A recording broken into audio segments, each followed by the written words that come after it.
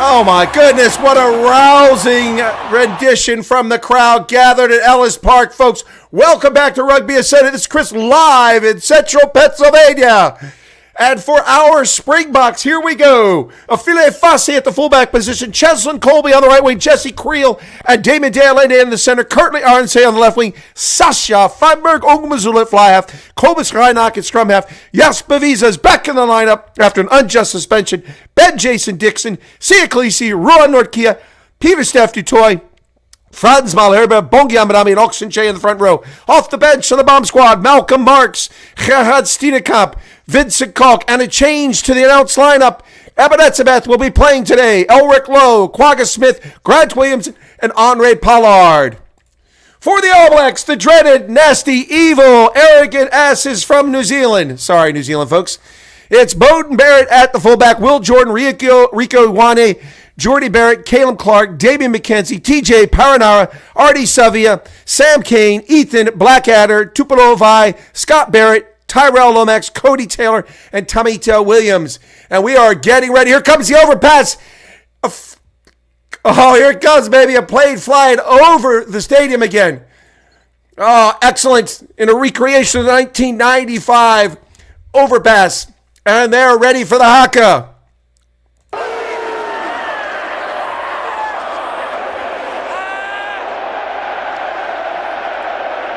Damn. Drowning out the haka big time. This is insane. It's a full house. Listen to the South Africans drowning out the haka. Unbelievable.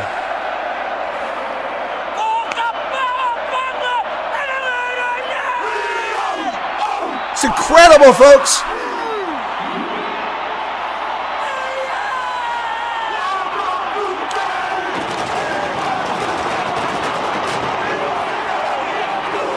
Wow.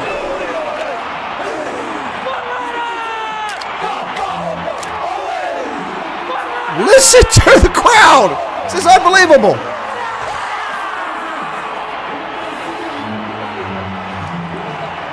And that is the haka, and we are ready to get started. Here comes the flyover. Brilliant stuff. Flying over the stadium. Couldn't see if it's fly Safair. They blocked it out. Welcome to the program, folks. I guess we're getting shadow banned by YouTube again. Just 37 people here. There it is, flying overhead. Unbelievable. It's an Is it an Emirates flight? Wow. It's coming over the stadium. It is an Emirates flight. There he goes, right over the stadium right now. Wow. In a recreation of 1995 World Cup.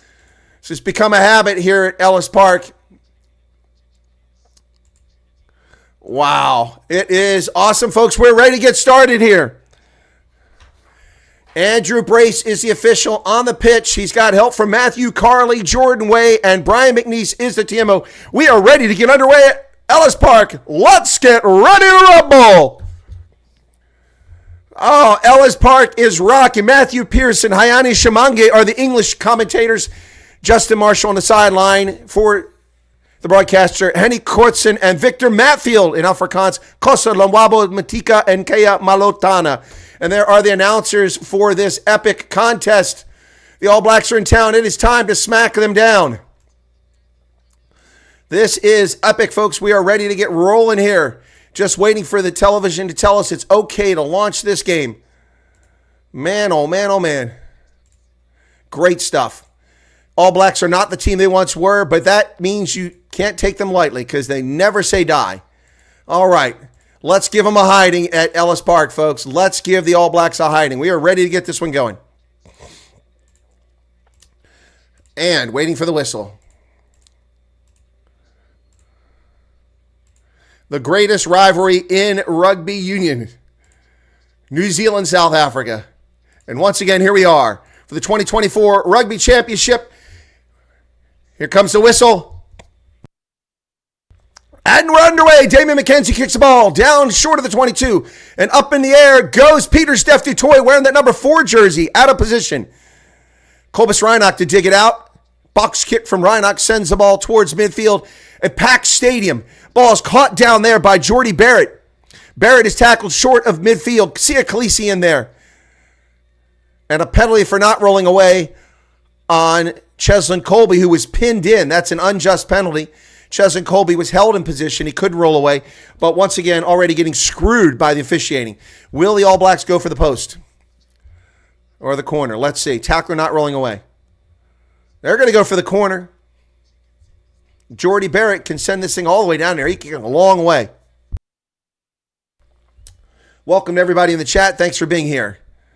And let's see what the mark is. Not nearly as good as you may have suspected. So Cheslin Colby is buried in there, and they get on top of him, and he gets a penalty. That's unjust. That's unjust. He was pinned in there. That should not be allowed. This is bullshit with rugby union. And the line out successful for the All Blacks. They come away with it over to the center to Jordy Barrett. Barrett tackled at the 22. And on top of him is Sia Khaleesi is there for the tackle. They hand it over to Artie Sevilla. Artie Sevilla's first carry, and he's tackled by Oxenche. They go wide on the outside now into the hands of Ethan Blackadder, who's tackled over there. Still around the 22. They're coming back to the inside, and it's Captain Scott Barrett for the All Blacks. Sia Khaleesi, come on, why no? That was a clean reach. Look at this crap. Clean by Sia Khaleesi, and he's told to take his hands off the ball. He's on his feet. TJ Paranara to Barrett. Oh, and nearly gets through, but a tackle made there by, I believe, Peter Steph Dutoy. It was. Back to the center into the hands of Sam Kane. Kane tackled. The All Blacks getting nothing going here. They go wide. And Curtly Arndt, he got caught creeping in, and now the All Blacks are down the sideline. And driven into touch. Oh, but they didn't blow the whistle. What the hell is that? His foot was in touch. Wow, what's going on with these officials? No foul play is the argument. Wow, 9 phases for the All Blacks here, and they're close. TJ Paranara dumps the ball to Sam Kane. Sam Kane goes forward, tackled by Oxenche. They go to the outside now, and the defense is there once again. Curtly Arndt nearly allowed a try to slip in there a few minutes ago. Jasper Wiese pinned under that tackle. And the All Blacks pick up a few meters here. And here they come again. Damien De Allende in there this time. He's grabbed around the neck. There's a neck roll by the All Blacks, not called by the official. Jesse Creel got a hold of the player. Tackles made. Sasha rolls away. The crowd is truly into this contest at the moment. They go wide once again to Ethan Blackadder. Nothing there. The All Blacks keep knocking on the door. 15 phases now. They go to the outside. No one's on the wing. Who's going to get over there? The All Blacks push it down. Artie Sevilla driven into touch. Finally, no doubt about it. Artie Sevilla driven into touch. It'll be Springboks ball. Bucka. There we go. Fire it up, folks. Let's go. 3 minutes into the contest. A stout defense from the Springboks. Already seen half a dozen calls that should have been made that weren't made, and one call against the Springboks. Bongiambanabi will throw it in from 5 meters. And the All Blacks are creeping in. They've already had a whistle blown against them. Peter Steph Dutoy comes down with it successfully. Cobus Reinach over to Jasper Wiese. Wiese drives forward, picks up about 4 or 5 meters. Ruck is formed. Pick and go. Got a knock on? Accidental offside. And offside on the All Blacks was Ben Jason Dixon with the ball. Ran into your man, prevented possible tackler. So the Springboks will turn it over down here deep. The entire first 4 minutes played in the Springbok half of the game. Ellis Park looks to be sold out, folks. Not a seat to be seen free in the stadium. Welcome to the 73 people currently here. Where are the other 10,000 at? My goodness, YouTube is hiding this again. You shameful bastards, hiding my broadcast once again. Wow. Here we go. 4 minutes, 29 seconds in. Pack weight's 9:29 for the Bucks, 9:17 for the All Blacks. Crouch. Bind. Set. The Springboks are not going to get any calls. The All Blacks are going to get away with all kinds of penalties here all day. They just collapsed their scrum. No penalty called. The Springboks won that. Khaleesi has his hands. He's told to get his hands off again. What is this garbage? This is bullshit. The player's not allowed to defend. Paranara over into the hands of Cody Taylor. Taylor's tackled. TJ Paranara digs it out. Sends it to Sam Kane. Sam Kane is tackled by Ben Jason Dixon. About 10 meters away. They go back the other direction with Tupo Vai. Vai is tackled. Ball's out. They go wide again. This time it's to Jordy Barrett, who bounces off the first tackler, and then he's taken down. After having 16 phases, the All Blacks are back to it again. Oh, now they got something going. Damien McKenzie. Sam Kane on the outside. Here come the All Blacks. Oh, and it's a knock-on. They strip him. What's the whistle for? What is going on here? It was a clear knock-on, and the Springboks recovered it. What is the call? Terrible camera work here. I can't see what's going on. We had a wide open field. Bongal Miami had the ball, and there was no defender, and they blow the whistle. Not rolling away. There wasn't even a freaking tackle.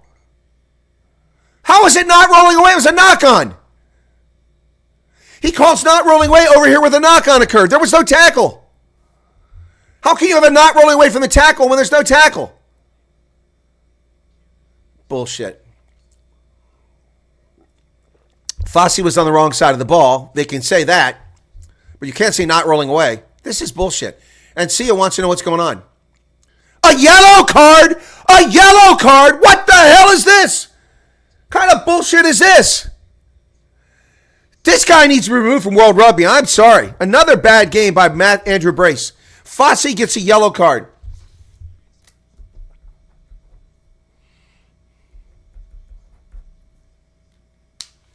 It wasn't cynical. He was tackling the player.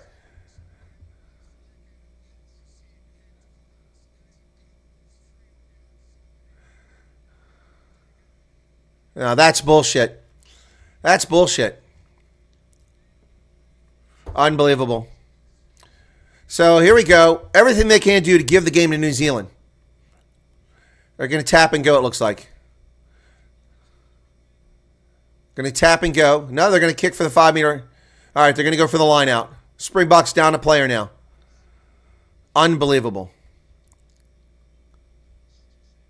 It's unbelievable. So you can't tackle a player from behind? What a crock. Line out successful. They're into a maul. They're driving. The All Blacks are going to get in there with this one. They're in. They're in. There it is. Cody Taylor with the try. Total gift. Starts with a bullshit penalty against Cheslin Colby, who was pinned. That should be a penalty for holding a player in the ruck. When will Rugby Union create a law for holding a player in the ruck? So Cody Taylor gets a try, and the All Blacks are on the board. Unbelievable. Unbelievable.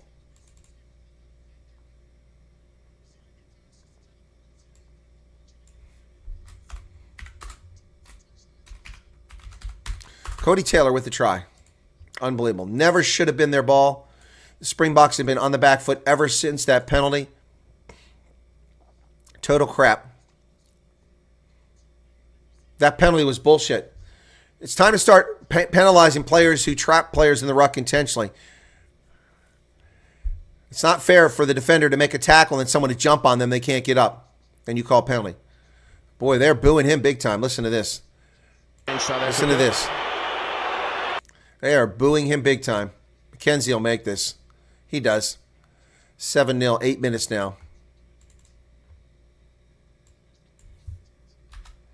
Entire game has been played in the Springbok side of the half.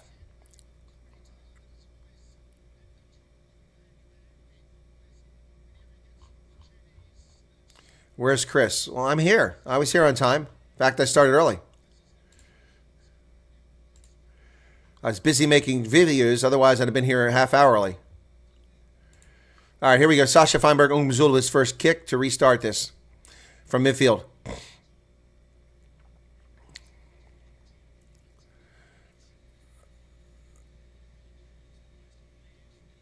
So currently, Arnsey almost had himself a catch, but it went straight into touch. So going to come back to midfield. Another mistake by the Springboks early on. Went straight into touch. But Curtin Arnsey almost caught that on the fly. Okay, did get a hand on it, so it's going to be an All Blacks line-out. Are they questioning it, whether it was straight into touch or it was touched? Okay, it was straight out. That's what I initially said. So they're coming back to midfield. That's a fair call there. I can't argue with that. I don't think he touched it. That was my question. Did he touch it or did he go straight into touch? Let's see. Well, he had 4 All Blacks in front of him. He wouldn't have gone anywhere. Oh, it was hit by the All Blacks. It was hit by the All Blacks.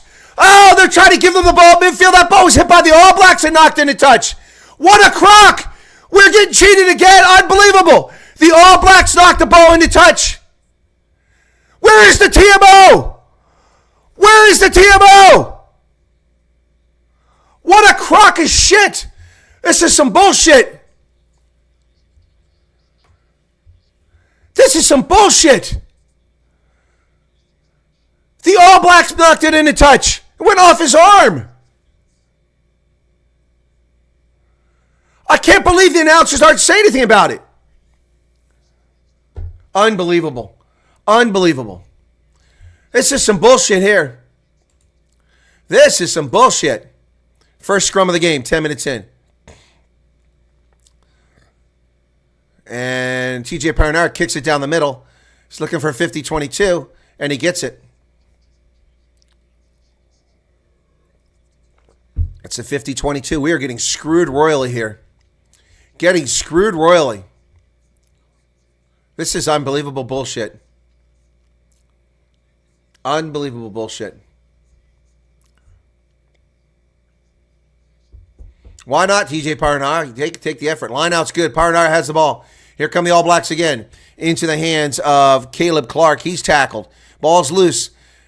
Blackadder goes forward. Tackle there by Franco Mostart. We got a penalty for something.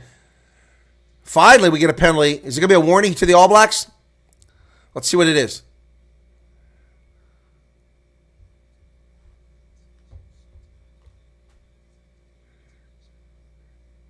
Now, you just warned TJ Paranara. You shout at me again, you're going to get a penalty. You're going to get a card. It's unbelievable. The All Blacks have been gifted possession. They've been gifted field position. They've been gifted a yellow card. They've had so many penalties they've committed and not called. And now TJ Paranara whines about something? Seriously? Unbelievable.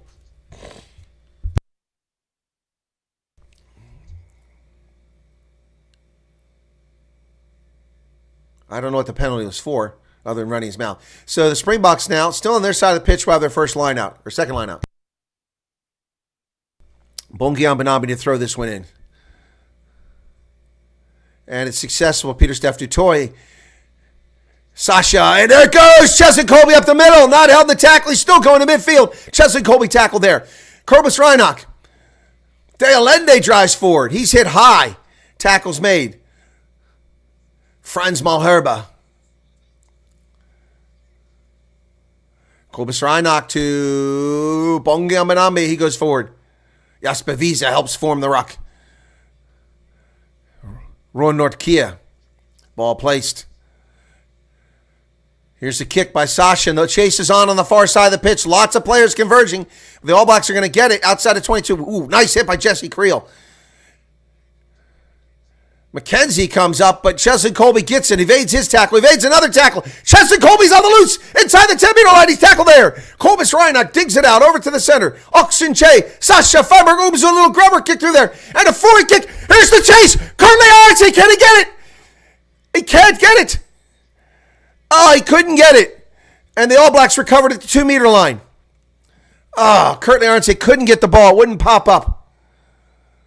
So the All Blacks have it deep in their own territory now.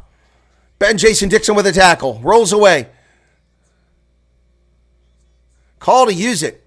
Here's a clearance kick. Damien McKenzie. And it's taken into play. No, left. They're going to go for the line out. Springboks do a dummy. Curtly Arnsey nearly got that try. Can you imagine if we got that try when we're down a player? Yeah, finally the ref throws down. TJ threw the ball at the bulk player. Is that what you saw, Charles? Ball just didn't do what Curtly needed to do. Yeah, it looked like it was knocked on by the All Blacks, but he said it went backwards. Fossey still out with that yellow card. Line out for the Springboks. Need to hold the line here. Pieter-Steph du Toit, they're into a maul, but real close to that touchline. And it goes for its collapse. There's a penalty for collapsing the wall against the All Blacks. There you go. There you go. An obvious penalty there. Can't help but call that one, can you, Andrew Brace? 13:59, 14 minutes in the contest. I look at getting up and whining. Tupou Vaa'i is like, what, collapsing? Dude, you pulled the guy down in the front. We saw it. Norkia getting a little bit of treatment right there right now. So the All Blacks up 7-0 at this stage. Sasha kicks it to the corner. Not a very good kick. Not a very good kick. He only picked up about 10 meters.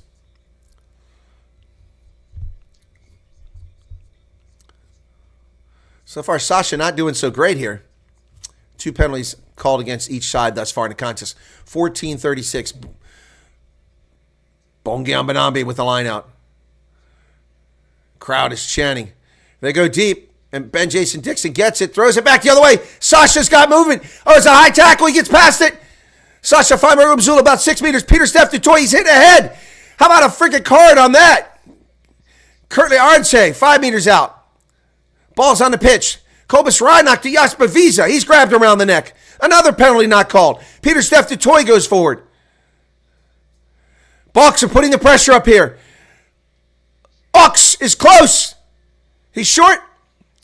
And the All Blacks not rolling away, not rolling away, not rolling away. Finally, another penalty called. Penalty advantage for the Springboks.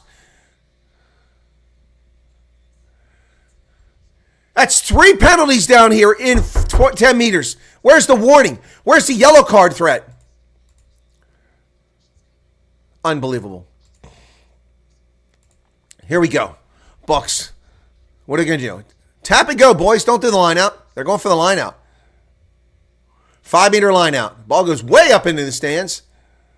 And Fosse's getting ready to come back. He's got about 40 seconds left on his yellow card. If the Springboks score here, then he'll be back in the game for the next sequence of play. 84 people. Hey, YouTube, thanks for, hiding my video again, bastards.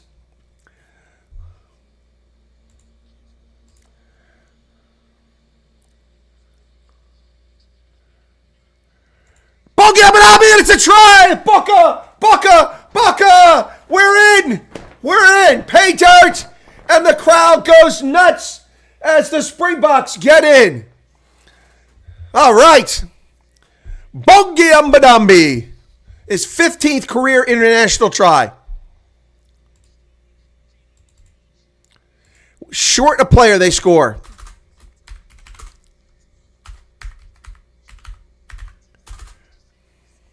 Bongiam Banambi.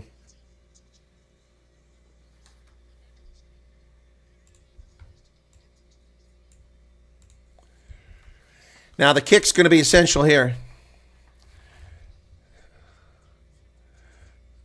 Ooh, he lost it. Ooh, he lost it. Ooh, that could be overturned. We might lose that try. It's very close to being...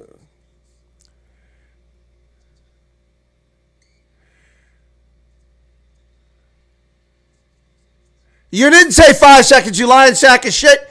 You said 3 seconds. Andrew Brace just blew the whistle for not kicking in time. What a crock of shit. He doesn't give any warning. He goes 3 seconds. Then he blows the whistle and he said, I said 5 seconds. No, you didn't. This guy is so crooked. So no kick. Unbelievable. What the hell Sasha doing there, waiting on?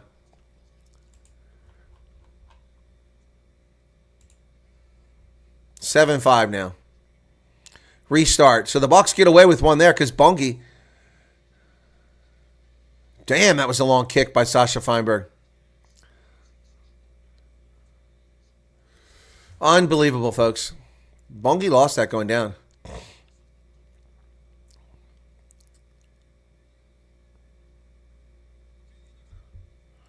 It wasn't knocked on. It would have been back, but he regained possession. So anyway, it doesn't matter. It's under water under the bridge. So the South Africans have had to make 45 tackles already, and New Zealand just 15. Damien Dialende makes a tackle over the 10-meter line. All Blacks go wide. On the wing. Kicked forward. There's nobody back there. Chase is on. And Curtly Arnse winds up with it. Ball's bounced around the turf down there now. Is there no knock on yet?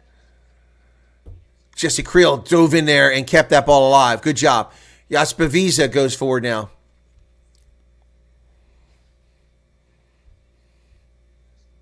Clearance kick by Sasha.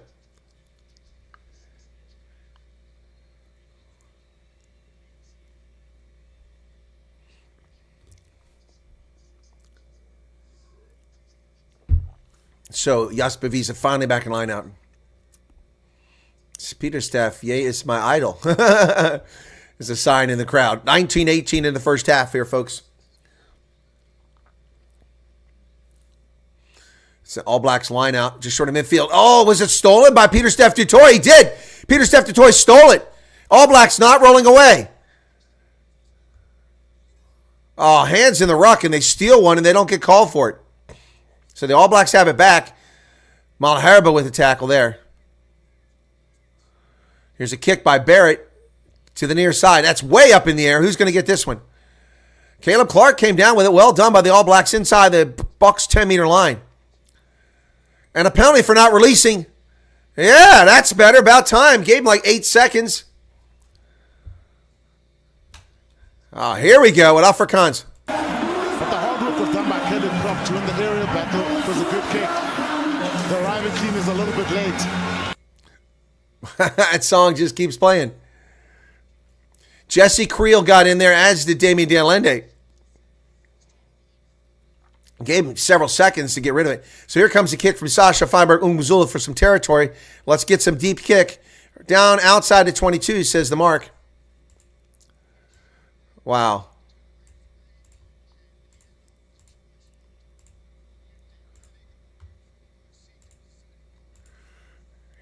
Here we go.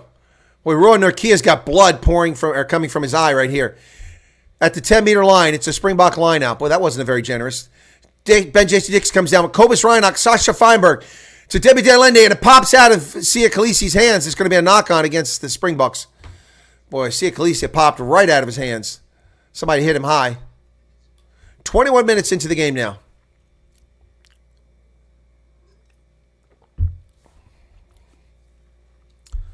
Khaleesi lost that ball. Too early for a heart attack, Chris. Timeless man. No heart attack, man.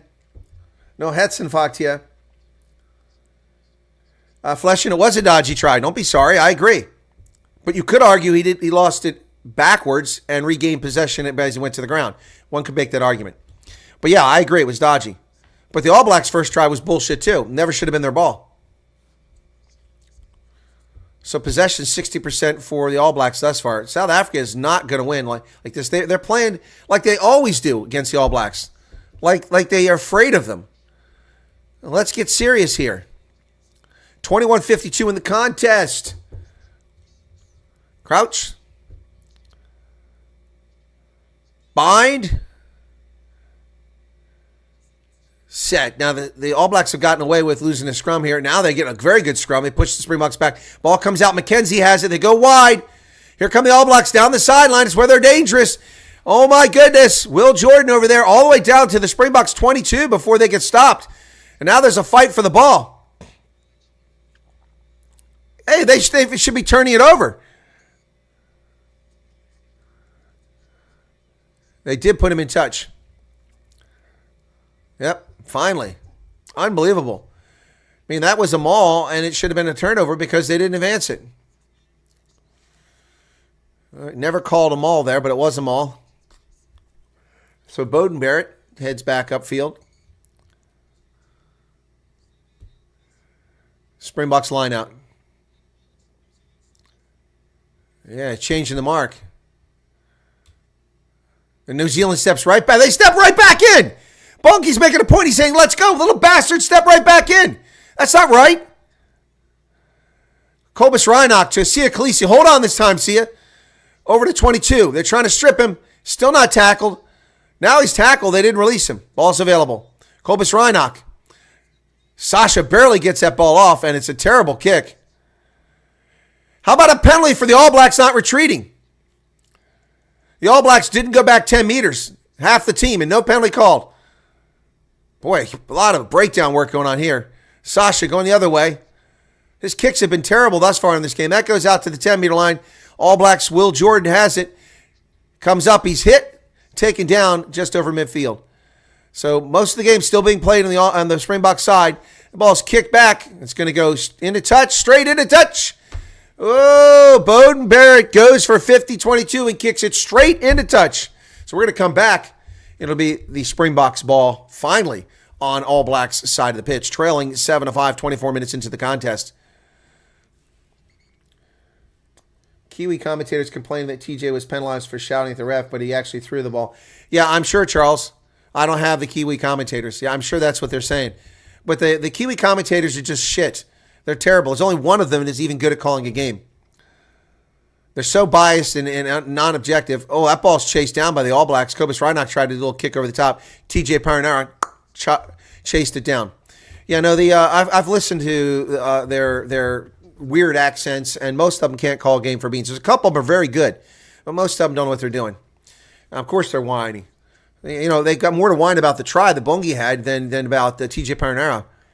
And that Ruud Nakia was hit in the air, no penalty called. Over to the middle comes Sia Khaleesi. They go to the far side. Khaleesi drives forward. It's a nice carry. About 10 meters picked up there. Kobus digs it out. He goes wide.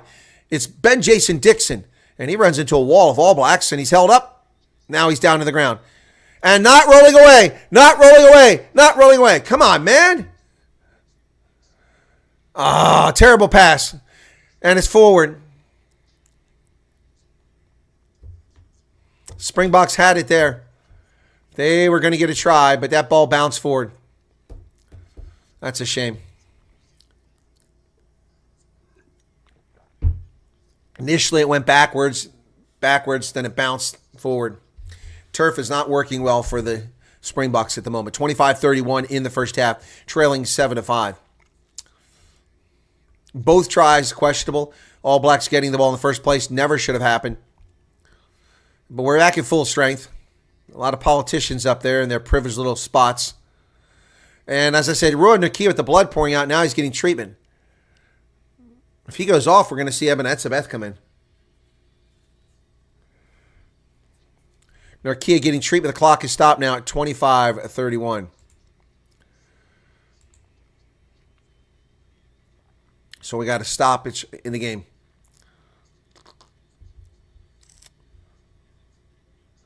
Yeah, exactly. Ingrown Weevil.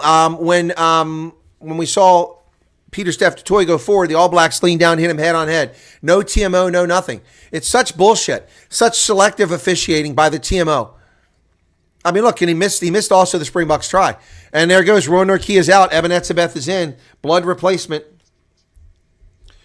He now is the second most capped Springbok as he passes Brian Habana. So he came in for Nakia. Scrum coming.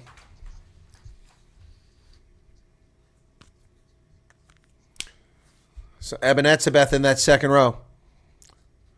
Clock is restarted now. Should not be this close right now, but the Springboks are not playing well.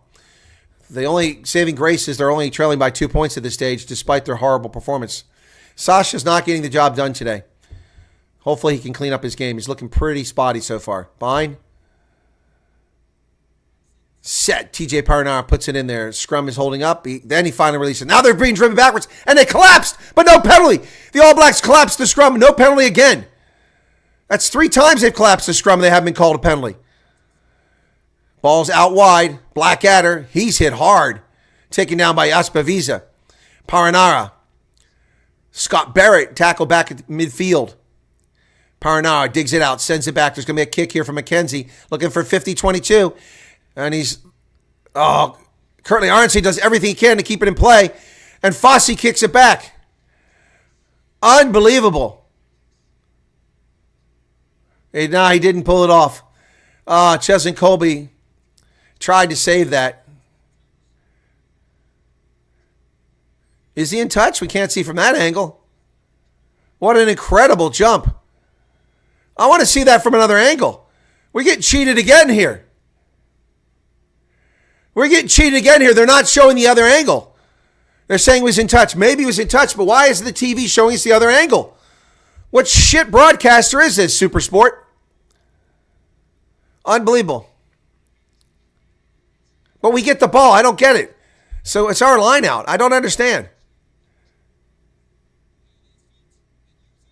I guess they overturned their bad decision. So we get the ball back. So Cobus Reinach kicks it from inside his 22. Chesson Colby gives chase. It goes into touch, but the All Blacks aren't going to bring that back. So where's the mark going to be? Outside the 10-meter line. It's a good kick by Cobus. 28 minutes now gone on the clock, folks. Welcome to everybody who just came in. Thanks for joining us. This is live play-by-play color commentary of this Rugby Championship contest between the All Blacks and the Springboks. Go short with the line out. All Blacks have it at midfield. Here they come. Caleb Clark taken down by Franz Malherbe at the 10-meter line and Sia Khaleesi. And there it is to Scott Barrett. All Blacks ball's in there. It comes. Oh, that's going to be a penalty against Jasper Wiese. Oh, no, not releasing is the call. Jasper played that on the ground. So Springboks, the penalty occurred before he hit the ball. We got lucky there. Got lucky the penalty's already being called before he hit the ball. So we get it not releasing. That's like the third or fourth time that the All Blacks haven't done that. They're going to go for the post. At elevation here, this is about a 58-meter kick. Wow, 60-meter kick. Here we go, folks. Sasha Feinberg, Ongumzulu going for a 60-meter kick. Scott Barrett never released that ball. Yep, look at that. Yep. Let's see if Sasha can get this to redeem himself. First kick, 61 meters, folks. 61 meters is the kick. Here it comes. Sasha Feinberg, Ongumzulu. Now, don't let the clock run out. He's got 25 seconds. It's a straight-on kick, but it's 61 meters away from the post. He's going to go wide. He got it! It came back!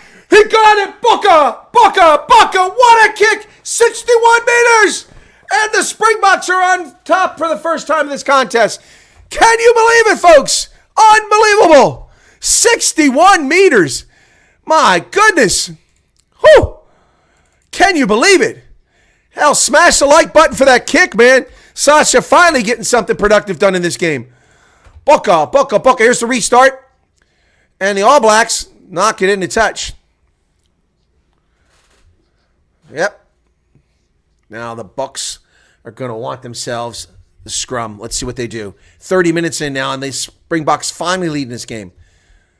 Crowd just went deathly silent. Scrum to the Springboks. Well, the crowd is really in sync with the DJ and the music player. Really well done. Our Astartes Victus, welcome to you. DeBaron, welcome to you. Marilyn, welcome. Well, you've been here all along, I think. Go for the points. They went for the points. That was brilliant. At elevation, that ball carried. And it wasn't even anywhere near short. He could have kicked that 70 meters. That was a hell of a kick by Sasha Feinberg Umzul. But I thought it was going to go left of the post, but it was so far that it faded back in. It was brilliant. Springboks up now 8-7, finally. All right, new game. Nearly 31 minutes. Rowan Norkia went out for a blood bin. Is he going to come back? We'll see. Crouch. Bind. Set. Cobus Reinach. It's just holding up. Nothing's happening. Reinach puts it in. Now collapses. No penalty called on the All Blacks again. Their front row collapsed again. Oh, terrible pass there by David De Allende. But Fassi cleans it up. And Curtly Arnson gives chase, but it's going to go into touch. Damn it. This is some bullshit.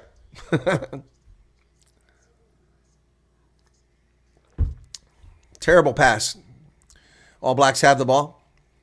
It must have done a line out. The camera wasn't there.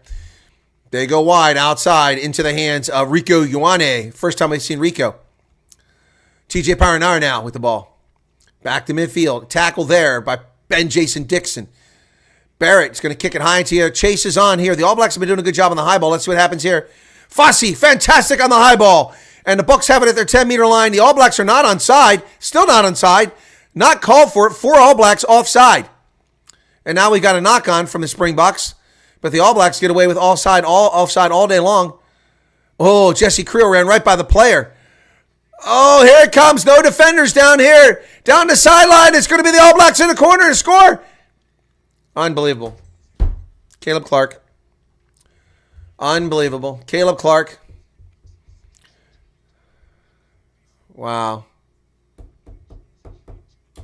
Caleb Clark. His 9th try.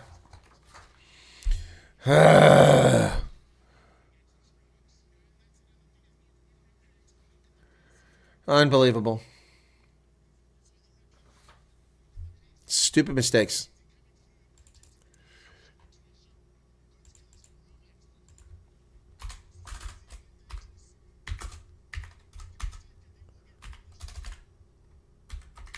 This is why you cannot take the All Blacks lightly. So McKenzie will make this. This guy's a hell of a kicker. So 33 minutes in, and the All Blacks back in front. Crowd booing him again. This is really bad behavior. But it's the All Blacks, so it's tolerable. Oh, he's going to go wide. Oh, he missed wide. Well, that's a bit of a surprise. I jinxed him. 12-8. All right. 12-8.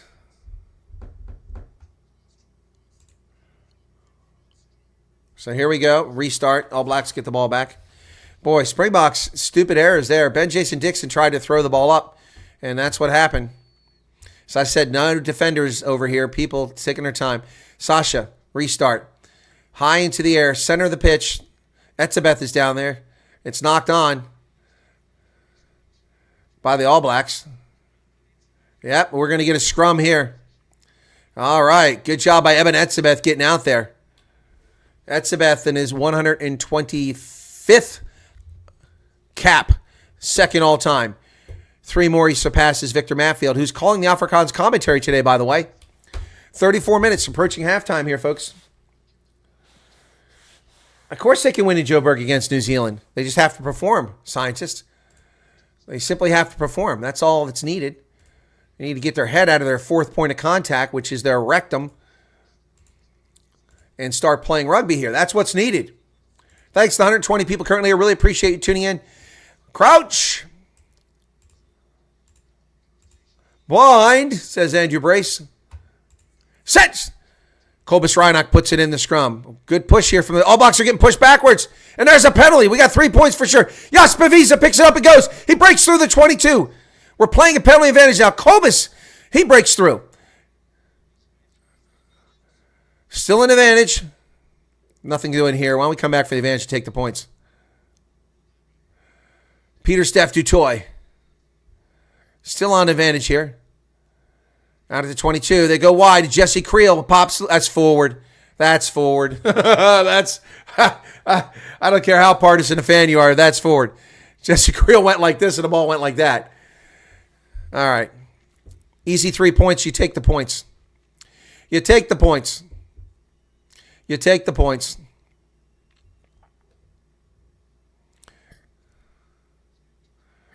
You take the points. Let's see what they do.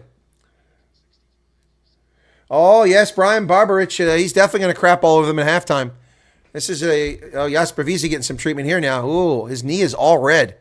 Oh, that's not good. So we might be seeing Elric Lowe coming in the game here soon. Or Quagga Smith. Sasha Feinberg Umzulu now. 36 seconds on the shot clock. Straight in front of the post. 25, 26 meters away.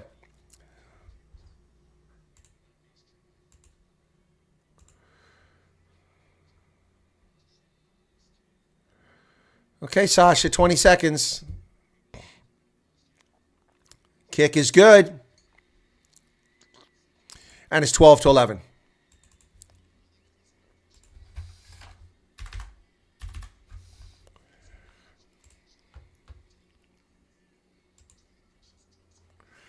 It's a great scrum. Oh, we're playing ABBA. Voulez-vous un hot? Here's a restart. Boy, it got quiet instantly with the restart. And the Springboks have it down at their 22. All Blacks are just laying in the pile, not rolling away. How do they get the ball? They're just lying there. That's bullshit. Unbelievable. That's cynical play, and nothing is done. And there's one not releasing over here. Boy, the All Blacks are getting called now for the not releasing. That's the third one. It's about damn time. Damien J. Allende wins a penalty there. Good breakdown work here on defense by the Bucks. Keep them in the game. 2.5 minutes remaining at halftime. Be nice if they could score again and take the lead going into the locker room. How does this go out? Sasha kicked that thing a long way. Yeah, Damien Danlandi right over top of it. Yep. Look at that. Brilliant work. All right, so let's see where the line out is. Jesse Creel, pretty excited about that. Okay, I see that Ruan Norquia is back in the game. I didn't see Eben Etzebeth go out. No announcement by the officials. No announcement by the 7 penalties against the All Blacks, and they've committed a lot more than that. So Ben Jason Dixon is out. Okay. So Ben Jason Dixon's out. Here come the Bucks. Jasper Wiese. Damien Danlandi comes outside to Jesse Creel. He kicks it forward. Chesson Colby's there. Chesson Colby might be hurt. What a cheap tackle from behind. If he's not hurt, that's amazing. He was knocked down from behind. It could have pulled a hamstring or something. Well, he is a durable guy. Unbelievable. All Black line out. 1.5 minutes left in the first half. So Etzebeth stays in there along with Norquia. Ben Jason Dixon comes out.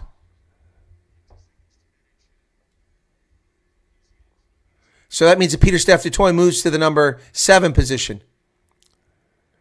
Overthrown. Oh, no, the All Blacks got it. Big tackle here on the All Blacks. Not releasing the ball again. There it is, finally placed. They're going to get a clearance kick coming from Barrett. Oh, Etzebeth tries to chase it down. He's not successful. It's going to go into touch. Taken by Colby. He throws it in. Here we come. Boca. Fassi at midfield. 10-meter line. 30 meters. Tackle there. High tackle. No arms tackle. No penalty called. Right in front of the post. No arms tackle. Cobus Reinach picks it up and goes. He goes forward. Look at that. Playing the 9. Artie Sevilla playing 9. Artie Sevilla was that. Was Vi played the 9. No penalty called there. That's 2 penalties not called. Drop goal. I think he missed it. He missed it. Damn it.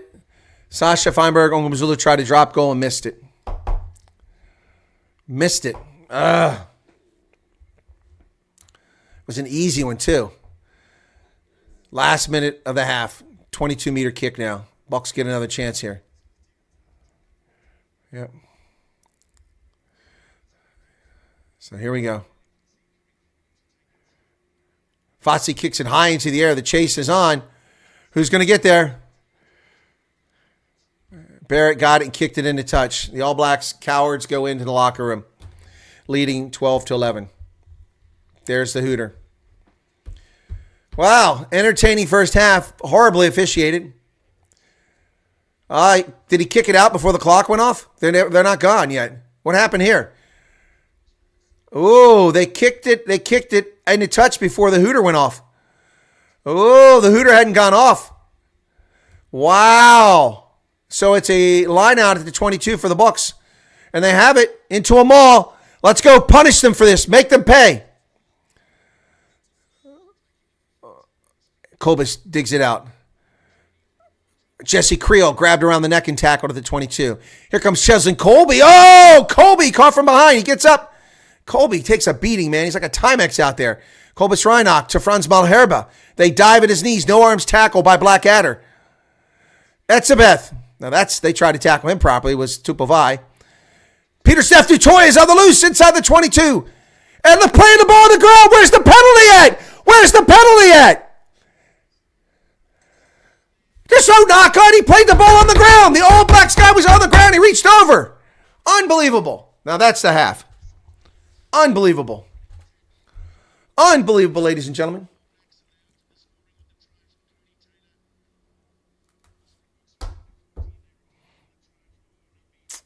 Unbelievable. What a crowd, folks. Very excited crowd here. It's halftime. 12-11. Wow. It's halftime. See, that same scores a World Cup final, isn't it something?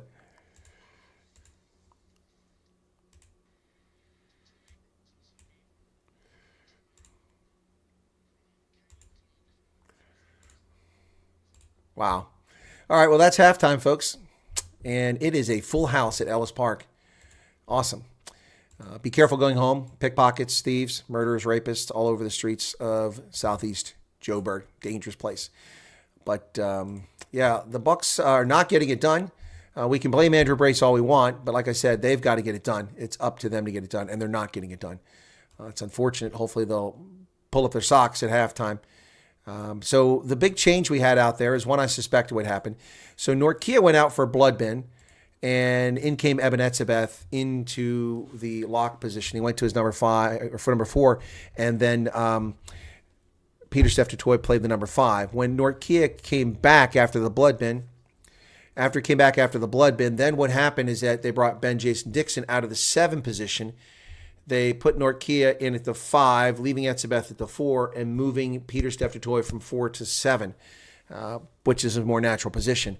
So that makes a lot of sense. But the Springboks just didn't get it done when they needed to there. Sasha Feinberg missing that drop goal. That was an easy drop goal. Missing the conversion because I don't know what happened over there, but he ran out of time. Now, Andrew Brace lied. He said he warned him he had 5 seconds. He doesn't have to warn him. Also, that was bullshit. He said 3 seconds. I heard him. I'm like, where's the clock? Why is the clock was never shown until there was 5 seconds on it. So I don't know what was going on there. But I will tell you this. SuperSport has atrocious camera operators and producers for this. This is the worst produced broadcast I've seen in a long time. We're missing action. Caleb Clark's try we nearly missed because they switched to a camera that had no view of what was going on. We never got a show about what actually happened when Cheslin Colby jumped with that acrobatic leap in the air to keep the ball in play on that 50-22 attempt by Barrett, or it was Barrett or Paranara. And we never saw that. They never went back. And we also got cheated early on when the All Blacks knocked the ball into touch on a kick and Sasha Feinberg, Ungumazula, and they got the ball at midfield. Never should have had the ball. But the Caleb Clark try, that one the All Blacks earned. That was a total cock-up by the Springboks. They really screwed the pooch on that one. It's so unfortunate. But that is what happened. So at halftime, it's 12-11. The All Blacks out in front. So.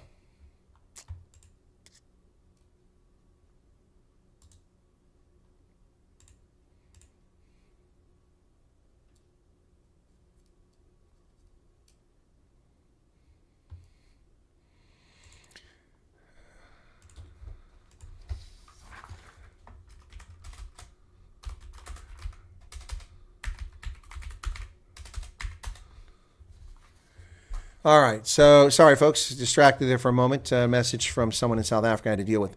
Anyway, halftime. So, kind of bummed out so far. I'm not that excited about this one. This is kind of a bummer, to say the least, folks. Halftime.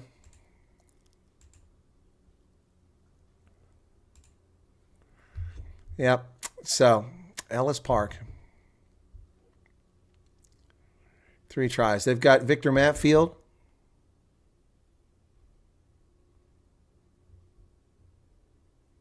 And some Kiwi who I don't know. Justin Marshall. Don't know him. Victor Matfield down the field with Justin Marshall. I don't know who that guy is. Anyway, so yeah. I went to a Rugby Championship game, Tri-Nations game, at this pitch in 2013. It was December 2013, if I remember correctly. I might be wrong, but I think that's when it was. And I watched the All Blacks win that game. It was an incredible event.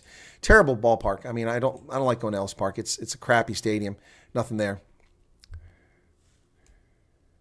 Yeah, SABC is showing the game live. That's correct. Yep, that is correct. They sure are. But we got all kinds of other people showing the actual game illegally, and YouTube is doing nothing about it right now. Let me see. Forever Sports has 1,400 people watching theirs, and I've got 100. So this one here, yep, that's a live broadcast with one of its fake channels. That's going to get them in trouble. Here's another one. It's a live broadcast, says 3,200. That's a bullshit channel.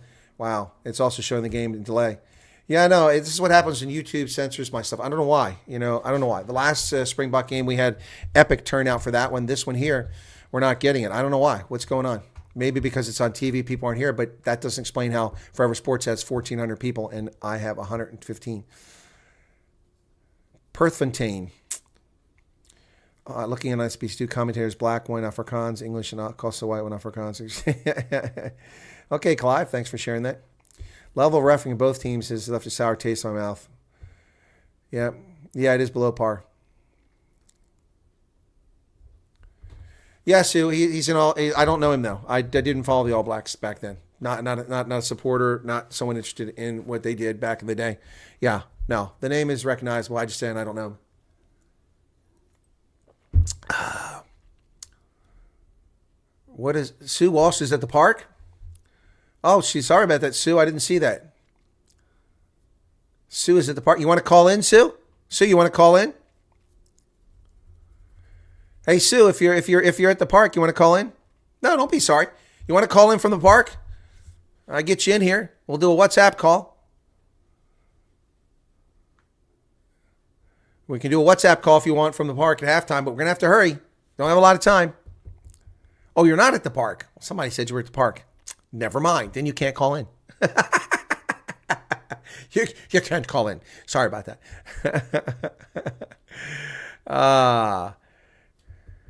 RJ saying, should the White Army go report all the illegal stream? No, I'm not going to report RJ. I'm not going to do that. It's somebody's watching it. I mean, it's just mean to do that. It's YouTube's job to police that stuff, not my job to report. I don't report channels. No, we're not going to do that. Okay. Oh, Perth instead of Ellis Park. Gotcha. Do I? Oh, okay. Gotcha. Let me see that. Oh.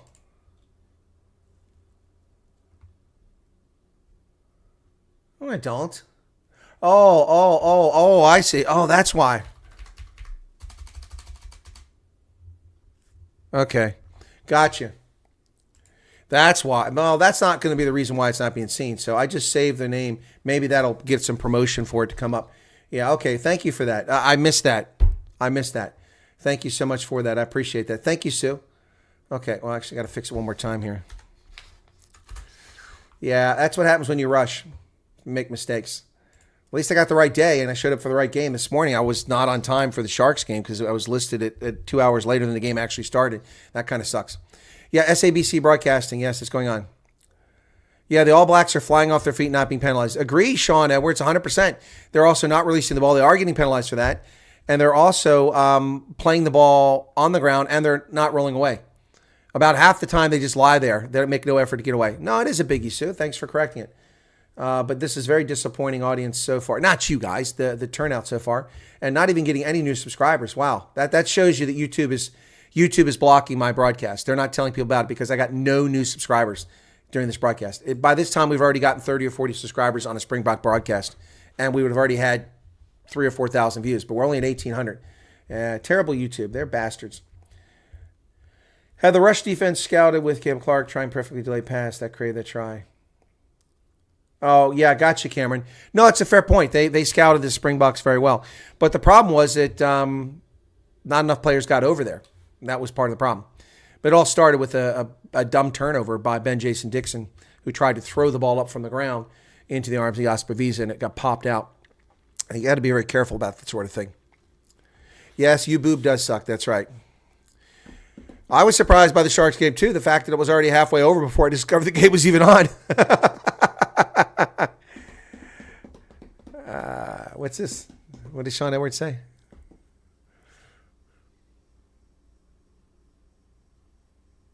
Vander Kruger, he said the All Blacks are the ones flying off their feet. I think you misunderstood.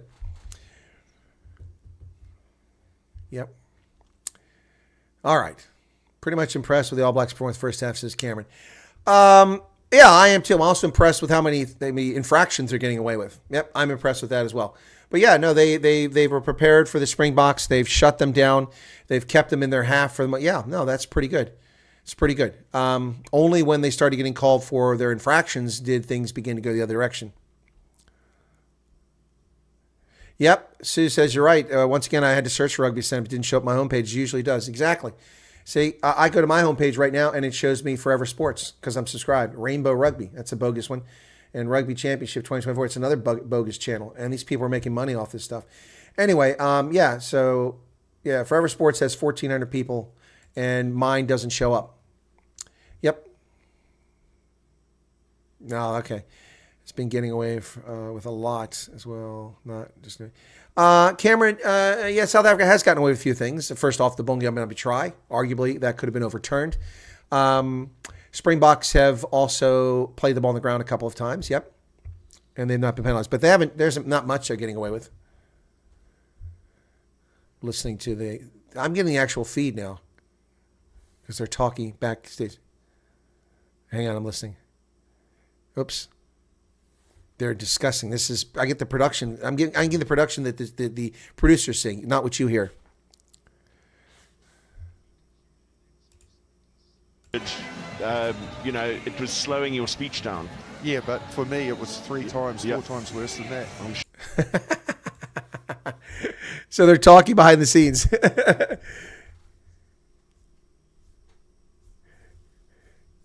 It said when it was fine before they went live, but then his voice was slowed down. He sounds strange. No, it's okay now. That's funny. That's funny. They rehearsed. They said practice. It's rehearsed, buddy. It's rehearsed. You rehearsed ahead of time. Anyway, halftime at Ellis Park in Johannesburg, and not many South Africans are pleased with the current score. I'm not happy with Sasha Feinberg Ongumzulu missing that drop goal. That was an easy one. He missed it by a wide margin. It wasn't even close. Wasn't even close.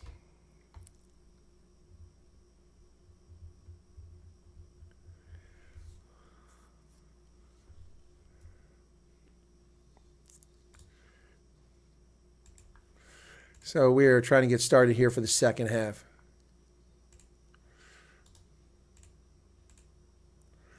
Oh, evening sets in. Evening settling into South Africa. There's the Vodacom Tower right there. Man.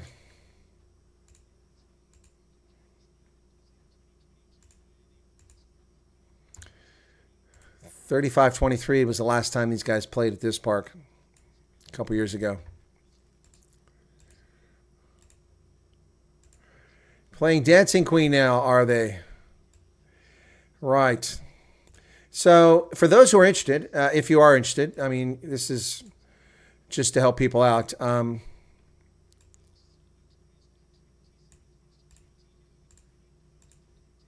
Just a second. I'm saving these screens.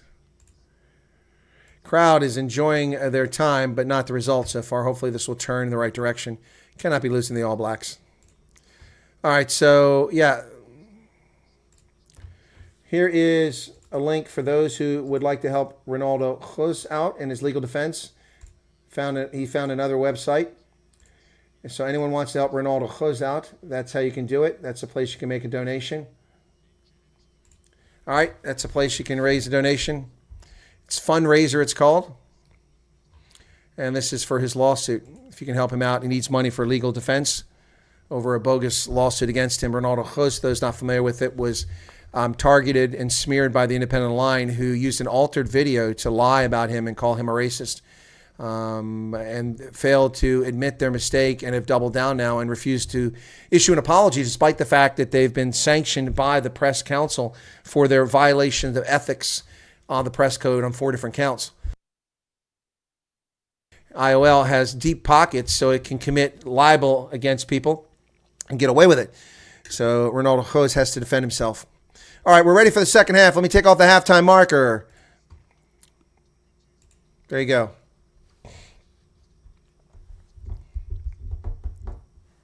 Leave the Sasha. You can kick what? You can play as long as you want.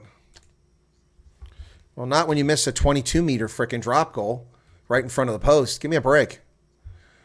All right, we're ready for the second half as twilight comes to the Highveld. Andrew Bates, Sasha Feinberg Ongumzulu will start us off to kick to the All Blacks. We are ready.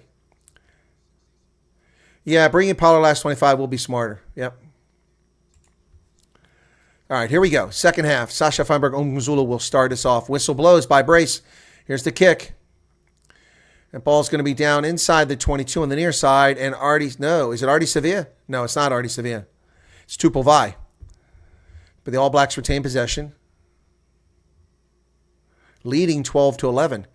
Scott Barrett stopped at the 22. Bongi Mbonambi's in there, as is Franz. No, it's Oxenche. Here's a clearance kick from Barrett. Or Damian McKenzie, excuse me. McKenzie kicks it into touch.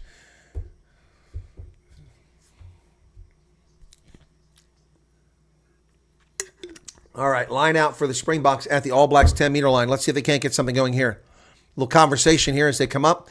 Kobus comes over and shouts an instruction at Bongi Mbonambi. Here comes the line out. The scrum has not really been part of the game here. Etzebeth comes away with it over to Reinach to Feinberg Umzulu, and they throw it right to the All Blacks. Jordy Barrett's going to score. Unbelievable.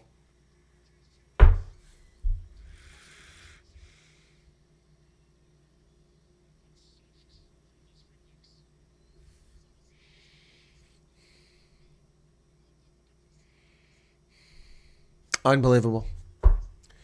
Unbelievable. What a gift. What a gift. Jordy Barrett, brilliant play. And he wasn't even offside. Unbelievable.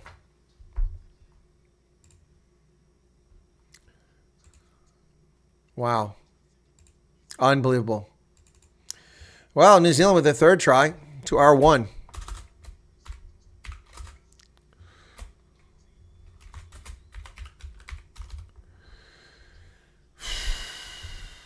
To 19 to 11.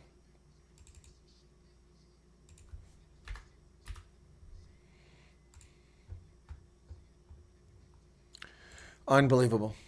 Unbelievable. Boy, the Springboks have got their heads so far up their ass, it's unbelievable. Gee, many crickets. Here we go again. Into the 22 this time. Barrett's going to make the catch, and he's tackled immediately by Kurtley Arnsey. And the Springboks have turned it over. Over to the middle. There goes Jasper Wiese. 10 meters away. Kobus Reinach. Oxenche drives forward. Places the ball. Etzebeth. He's tackled. Reinach gets to the Jasper Wiese. 3 meters out. 4 meters out. Etzebeth. No, Dutoy. Sorry. 4 threw me off. Dutoy. 3 meters away are the Springboks. And not rolling away. Not rolling away. Again, the All Blacks just lying there on the ground. Slowing the game down. De Allende. Kobus Reinach.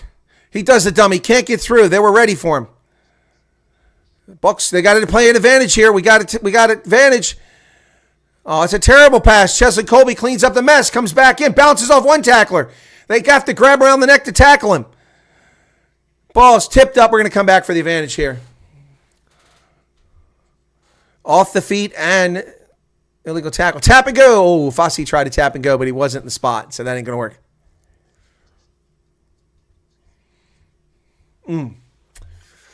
So, Bucks have a chance to get back in it now.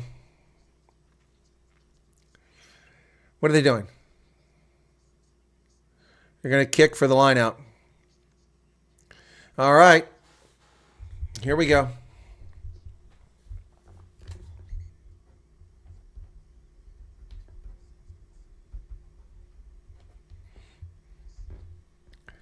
There you go. Right on the face. Oh, whoa. 16, 17, 18, 20, 20, 22. Wholesale changes. The entire front row. Grant Williams comes in. Elric Lowe comes in. Malcolm Marks, Gerhard Steenekamp, and Vincent Kalk. The bomb squad comes in at 43 minutes. Almost completely new team out there now. We got another substitution coming. A lineup was made, but they stop it. Boy, Chesley Colby grabbed around the face. I said it was a high tackle. Watch the replay. Not called.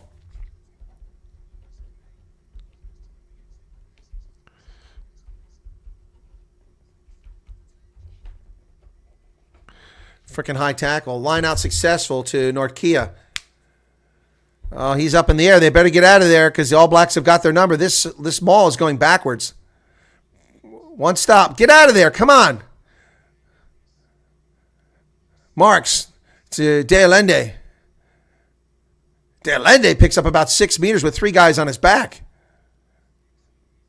So Jasper Wiese goes out of the game. He had a great game. Bucks now. Peter Steph Dutoy, another advantage. And he's taken down by Artie Sevilla. Grant Williams to Sasha Feinberg. Oh, that's a high tackle. Hit right in the head. Another one. So now we're right. Don't take the line out. Do a tap and go. We're right in the middle of the pitch. Steve wants to know, hey, how many penalties is that? He said that's 2, but it's more than 2. There were 4 penalties there. They're going to go for the post? Yep, they're going to take the points.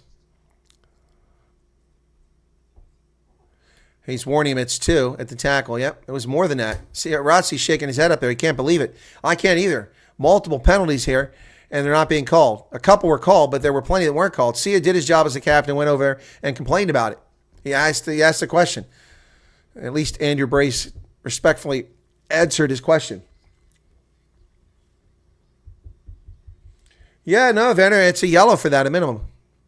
And that's 14 now.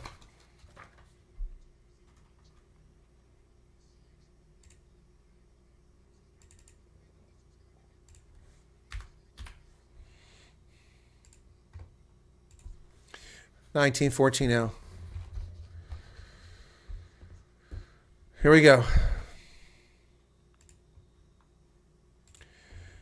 Here's the restart.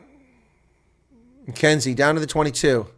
Etzebeth goes up for it. He comes down with it, and he's met immediately by Blackadder. Tackle, and they're not releasing their tackle. Penalty called against the Springboks for not releasing the ball, but the tackler wasn't releasing the tackle. Should have been a penalty on New Zealand.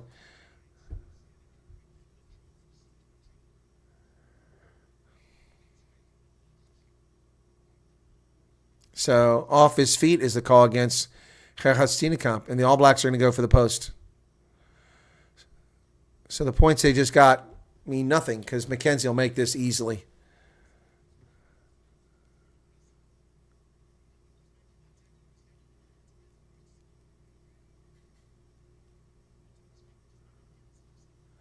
Yeah, he did go off his feet, but I mean, that's a pretty lame penalty. Pretty lame penalty. 22-14. This shouldn't even be close. This should be 30-10 at this point. Crowd is booing McKenzie again. He's going to make this one easily. Make it 22-14. 47 minutes. That's two penalty conversions in the first 7 minutes of the second half. One for each side. Just waiting for McKenzie. He's got all day here. It's still 24 seconds. Here's the kick. He got it. 22. Oh, we're right back to an 8-point lead. Stupid penalty. Turn the ball over in your half and give it up 3 points. Steenkamp already cost us 3 points. Oh, my goodness. 22-14 now. Here's Feinberg Umzula with the kick.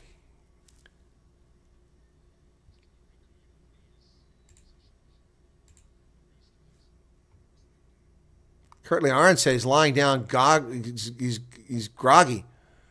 Is he all right? Oh, Kurtley Arnse can't stand. He fell down again. Kurtley Arnse has been knocked out. Hey, dipshit. We got an unconscious player over here.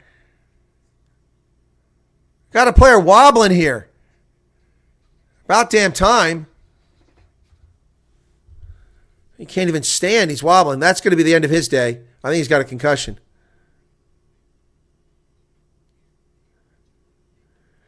Let's see the replay and see what happened here. Kurtley Arnse is in a lot of trouble here. I'm sure the Japanese are not happy now.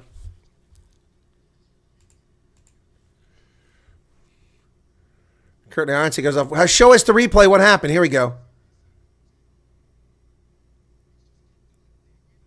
Oh, that's all on Kurtley Arnse. Poor tackle technique. Yeah, Kurtley Arnse is going to go out. That's poor tackling on his part. He tried to get the right angle, but just caught the hip instead of getting the outside of the hip. So Arnse will go out. He'll be replaced by Pollard. This will be interesting.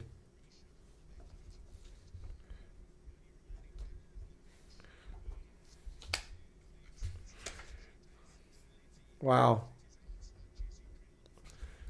So Jesse Creel moves to the wing. So now you have De Allende and Pollard are your centers. Deep throw by the Springboks. They come away with it. The All Blacks. Advantage. That's 3 points right there. Etzebeth with a carry. Bucks are playing an advantage here. Grant Williams into the hands of Elric Lowe. Grant Williams. Ruan Norkia with a carry. It's a super chat there. Oh, that ball was stolen by TJ Perenara. What happened to the advantage? Chris Marie with a super chat. Thank you, Chris Marie. Last day of the month.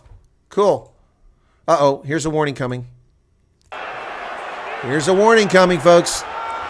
Here's a warning. It's overdue. There should be a yellow card issued here to the All Blacks. That's a third penalty if a tackler not rolling, I don't mind you competing. He's got to clean the runway first before you compete. Number 2.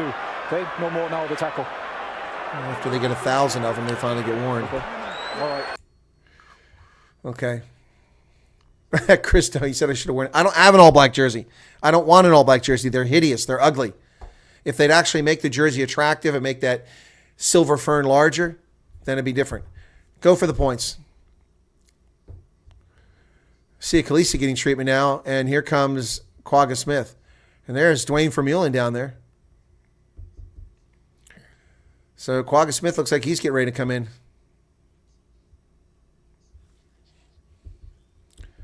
Hey, hit the like button if you don't mind, folks. We could appreciate that, huh? That's not hard. That was easy. All I have now are my regular loyal subscribers. No new ones. Gaining nothing here. This one's been blocked again. YouTube, you're such bastards.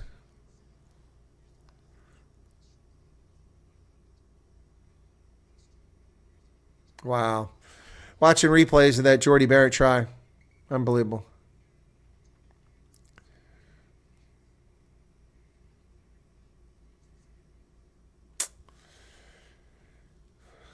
Yeah, I don't have an all-black jersey. How could I put one on? Is Khaleesi staying?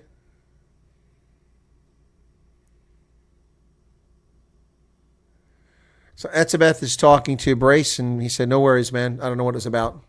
Couldn't hear it. They were kind of whispering.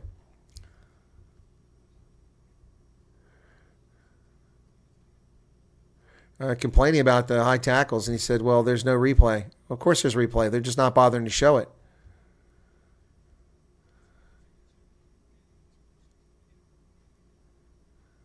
I'm going to take this one over here.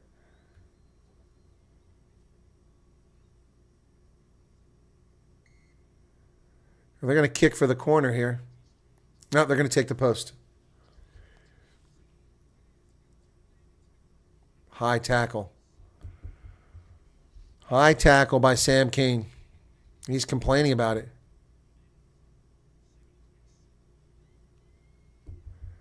He's complaining about the penalty being called against him. All right, so the Bucks a chance to close it to 22-17. Sasha Feinberg, Ungumzulu here. 36 seconds on the shot clock. One try for the Springboks. It's atrocious, folks. Atrocious. 133 people here. Thanks for tuning in, folks. Live play-by-play color commentary. Sasha Feinberg, Ungumzulu, the Stormer out there. The new up-and-coming future fly half for the Springboks. Pollard is also in the game now after an injury to Kurt Lawrence. Flags go up, 22-17.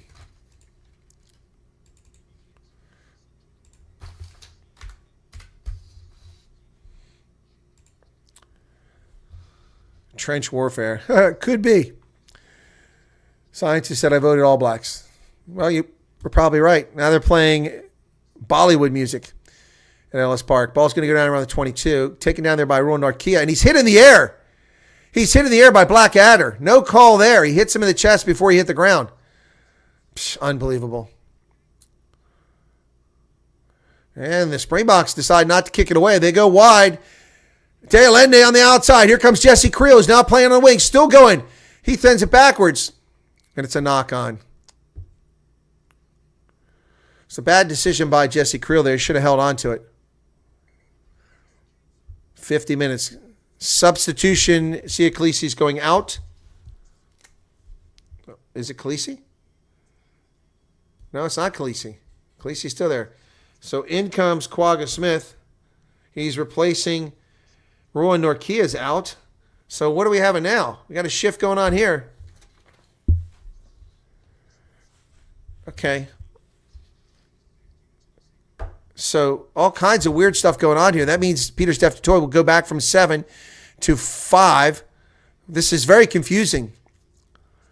Very confusing. All kinds of players playing out of position. Ulrich Lowe is in the 8 position. C is still out there wearing the 6 jersey. My goodness. Crouch. Bind. It's an all-black scrum. Set. Just outside of Springbok 10-meter line. Call to use it. Caleb Clark. He's tackled. Counter ruck from the Bucks. Peach Parnard, Artie Sevilla. Sevilla is met rudely by the Springboks. Parnard going to go for the... Nope, they're going to kick it to the near side. Here's the chase. Who's going to get this? Fosse's down there. Fosse got it. Takes the mark. Went too deep. But not a very good kick. It's a terrible kick. He rushed it and he gained 6 meters. What the hell is that, Fosse? That's why I'm not sold on Fosse. He's not a complete player. That was the dumbest kick I've seen today. And we've had some bad kicks. They gained like 6 meters. What's the point of that? So the All Blacks get pretty much all the territory they were looking for. 32-meter kick. Oh, and Sasha goes up to get that ball. He doesn't get it. Here come the All Blacks down the sideline. Barrett, there's no one there. Caleb Clark is going to score in the corner again. Unbelievable.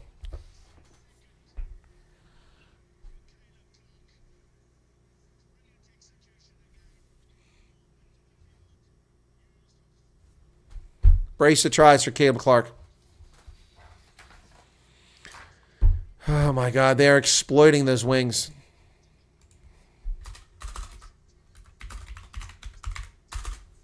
Wow. You cannot take the All Blacks lightly. So many players playing out of position right now.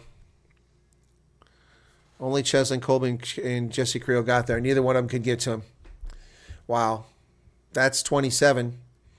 Hopefully he'll miss the conversion. Fingers crossed. This is a big conversion.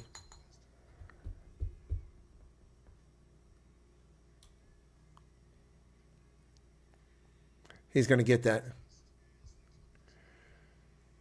Nope. Whew, thank goodness. Missed it. Just wide. 10-point lead. Unbelievable. That was forward. Ooh. The pass to Clark was forward. Wow. Here's the restart. The short kick. Up in the air goes Barrett. He comes down with it.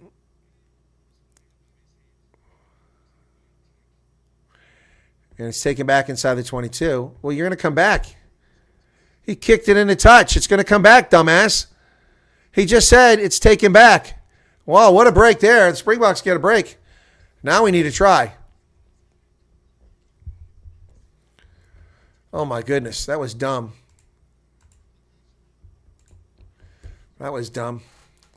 All right, so Malcolm Marks will get his first line out here. Inside the 22. Springboks need to get a try here. Possession is in favor of South Africa, but not the scoreboard.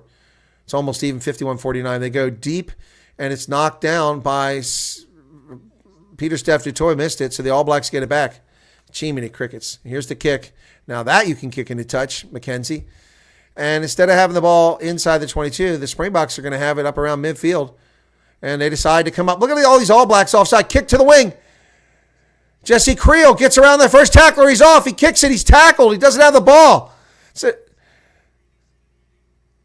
No late tackle, he said. How is it not a late tackle? He didn't have the ball, but the All Blacks get away with another one here. Late tackle on Jesse Creel. He couldn't chase it. Didn't have the ball, and they tackled him. What a crock of horse manure. This is some bullshit. They kick it down the pitch. Sasha has it. He kicks it through. Oh, come on. They're offside.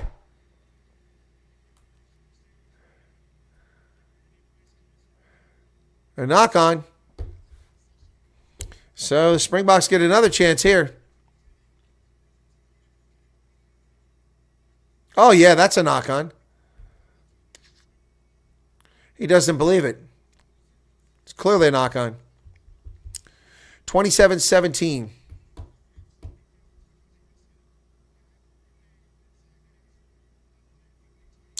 So 55 minutes, clock has stopped. Andrew Brace is from Ireland. We got a substitution, I think, for the All Blacks. Playing Bollywood music. Pitch dark now at Joburg.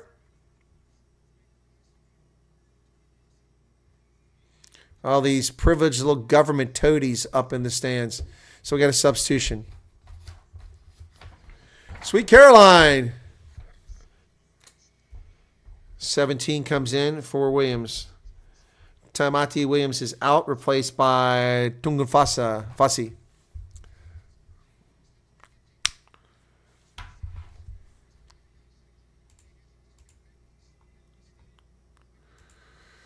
Oh, boy. All right, so clock is stopped. We're going to get started again here. Springboks catch a break. They need a freaking try here. It's time to start scoring tries.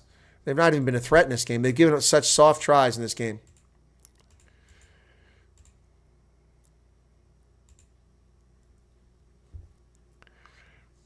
(55-32). Crouch. Bind.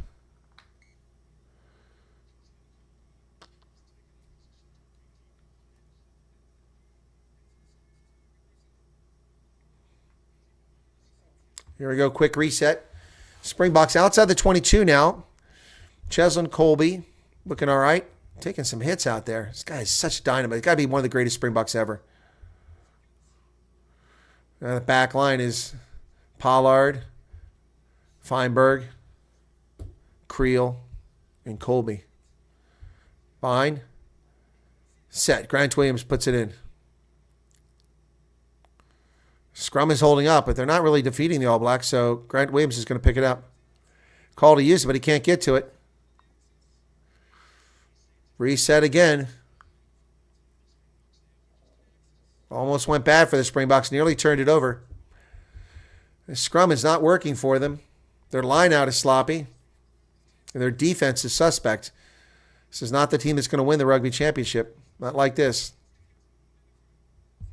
Brace just said nobody's getting rewarded if we're just going to go around. 56. We've wasted a minute here now. 123 people. Thanks for being here, folks.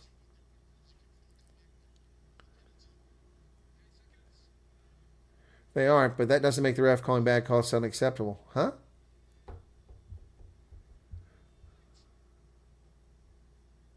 Oh, no accountability. Set. Grant Williams puts it in. It comes out the back this time. They try to pull it forward. Use it. Get out of there. They finally get it out. Nice pass. Pollard with his first carry. Grant Williams. Ulrich Lowe. A nice pickup by Peter Steph Dutoy. They try to strip him. He gets it down. Grant Williams dancing. Oh, nice pass. Bucks have got something going here. They're down to about 10 meters now. Oh, Cogent Smith goes forward. It's knocked on by the Bucks. Grant Williams knocked it on.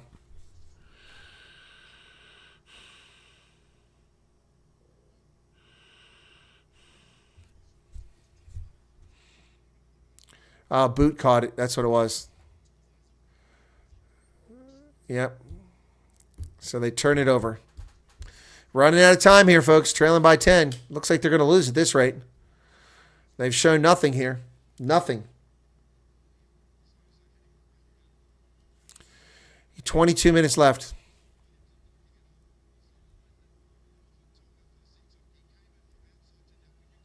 Science says, don't blame the ref. The South African not playing well. I said that earlier. I said you can't blame the ref because they're not playing well. But the referee certainly is one reason why the All Blacks have 2 tries they never should have had. Take those 14 points off the board, and it's 17-15. No, 17-13. Lomax is out. Newell comes in the front row for the All Blacks. Fletcher Newell comes in for Tyrell Lomax.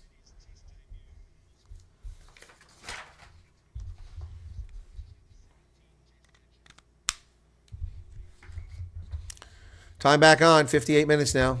Springboks not getting it done.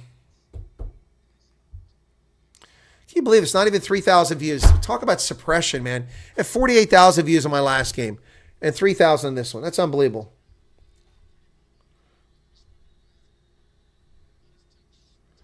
No, Werner, it's not officiating. It's poor play by the Springboks. That knock-on was another example of it. Grant Williams rushed it.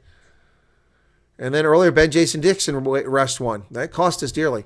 So the All Blacks bring it out. They're going to go for clearance kick from McKenzie from his 5-meter line. He'll find touch. Yep, so from 5 meters away, the Springboks will get the ball at near midfield. Well played by the All Blacks.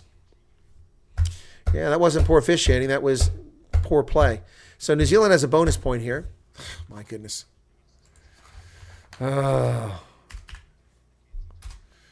Unbelievable.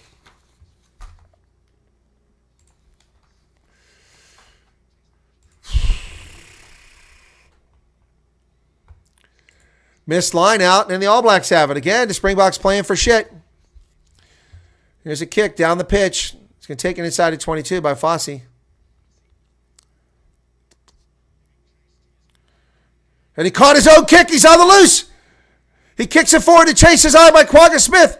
Jesse Creel. The All Blacks get there.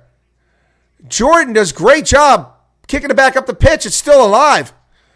And it's taken by Sasha Feinberg Ugumazulu. Well played by both sides here, but especially by the All Blacks. Hands in there now. Thank you. Vincent Koch to Malcolm Marks. So the All Blacks. There's a kick through by Sasha. What a kick. 5-meter line out for the All Blacks. What a kick by Sasha. Unbelievable. So the All Blacks are going to get a point out of this, win or lose. That'll give them 6. And if they get 5, that'll give them 11. The Springboks will fall into second place if they lose this game. They will fall into second place if they lose this game. Wow.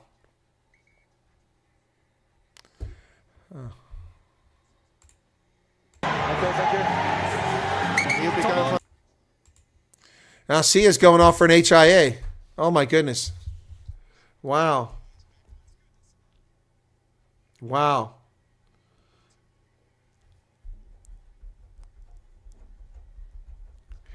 All Blacks line out 5 meters out. Successful. It wasn't straight, by the way. It was short of the 5-meter line. Obvious that's where the line out was at. That's bullshit. Terrible officiating. And a penalty against the Springboks.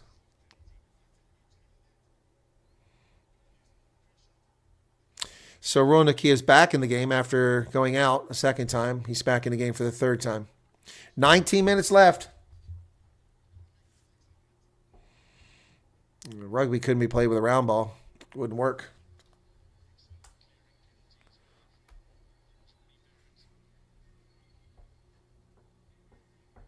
Exactly, Venner. They shouldn't be saying no in the ruck. They should be calling a penalty. Correct.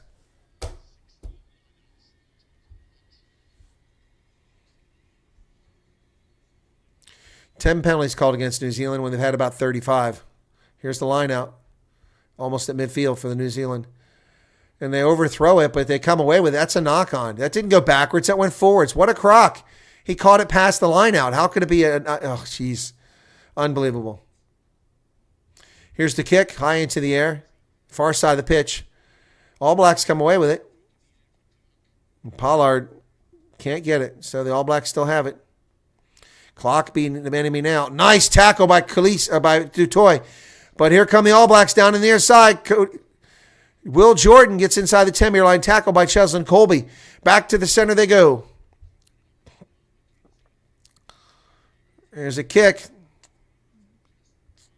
No, not a 50-22. They were past the 50.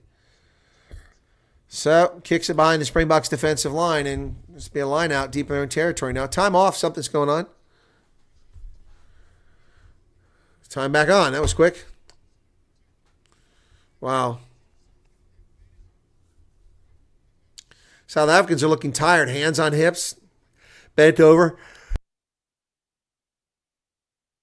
Unbelievable.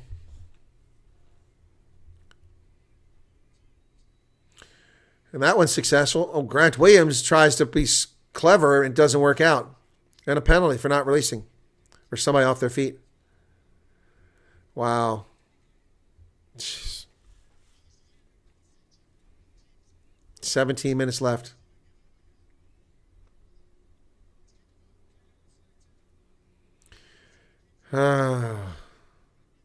Smart move is to kick it for the points.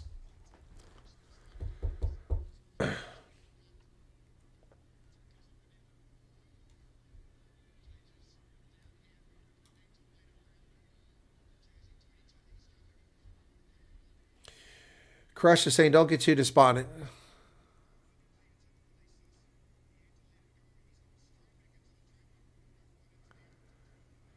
Stupid decision by Grant Williams cost the Springboks badly here.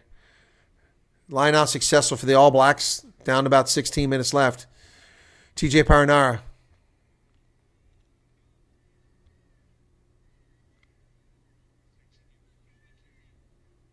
Ball's free, and Quagga Smith steals it. It's just lying on the perf. So the Springboks get out of jail for the moment. Grant Williams being told to use it. He hadn't even got it yet. Sasha needs a good kick here. He got a monster kick, but where did it go out at is the question. He's like, go further, go further. I agree. That thing was a monster kick. So the All Blacks don't take the points they should have taken here, so it's a 10-point difference. Hopefully that will cost them in the end.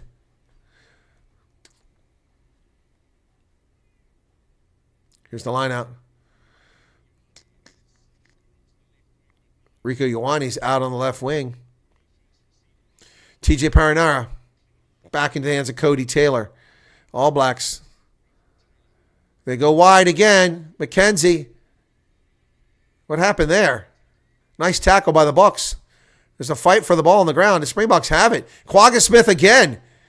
Quagga Smith again to the 10-meter line. Now we got a proper ruck. Vincent Koch to Sasha. Here we go. Come wide. Fossey. You got help. You got help. You got help. Oh, Fossey keeps it going. He kicks it forward. Chesson Colby gets chase. I can't get there. Damn it. Damn it. Fossey's kicks suck. It's another one that was a poor kick. Oh. So close. He kicked it forward for the try, and it went in a touch. Really needed that. Really needed that.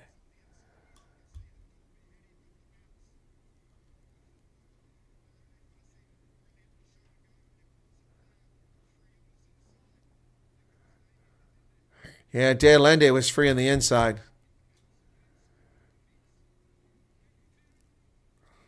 Going to be an all-black line out now. Now we need to steal a line out. TJ Paranara is out. Ratima comes in. Cortez Ratima. All right.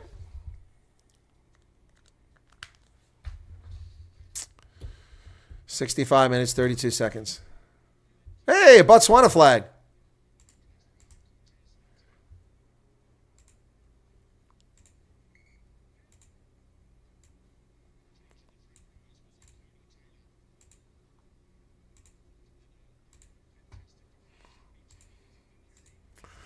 All right, Paranara is out. 65-36. Running out of time here, Springboks. Another squandered opportunity. All black line out. About 15 meters away from the try line. Steal it. Nope. Etzebeth tries, but no luck. He hit the player in the air. That could have been a penalty. It's a maul.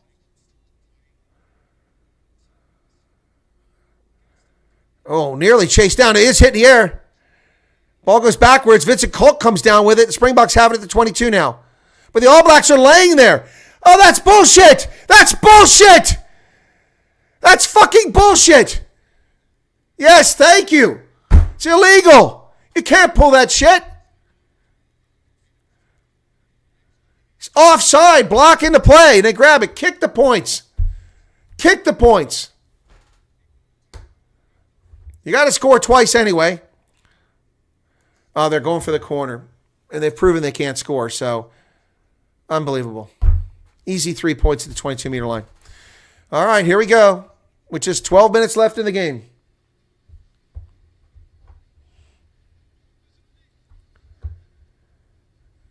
The dogs are looking at you. Why are you waiting while they're losing? I don't know. Here we go. Line out. Successful to Nortkia. They're into a maul, which hasn't worked for them so far. And they're still being stubborn about the maul. One stop. Malcolm Marks at the back of it. Break away, Malcolm. Break away. Now they're going forward. Now they're going forward. They're going forward. Here they go. Come on, Booker. Booker. Booker. Still moving. Booker. Booker. Now they're going to get stopped. Now it's tackle. That's a penalty for collapsing them all. The Bucks have the ball. Hands, that's another penalty. Give him a card. How about a card? How about a card here? Thank you. Finally, a freaking yellow card. Yep, finally. Finally a yellow card. Well deserved. 17, yellow card. Finally, a yellow card. Penalty after penalty down here. Tungafasi goes out with a yellow card at 67-35. Now they go for the line out again. Need a try here. Let's see, Tobojo. Well, yeah, and the Botswana were all white that had the flag. Malcolm Marks, good line out, not challenged by the All Blacks. They're into them all. Ball gets the back to Malcolm Marks. Come on, Boka. Boka. Here we go. He breaks away. Goes around the official. Marks down to 4 meters. Grant Williams to Vincent Kalk. Oh, he's hit high and tackled. He was falling down. It's a good call. There was no high tackle. He was falling. Bucks. Chesson Colby to Etzebeth right in front of the post. Now we need to try here. Boka, come on, let's go. There it is. Boka. Yeah, Yamo. It's Quagga Smith. Finally. Freaking try. Quagga Smith with a try. And we got a yellow card. Let's milk it. Finally.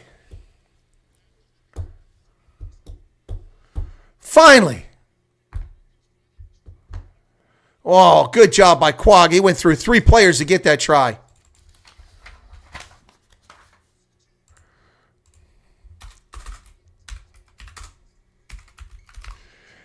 Conversion is good.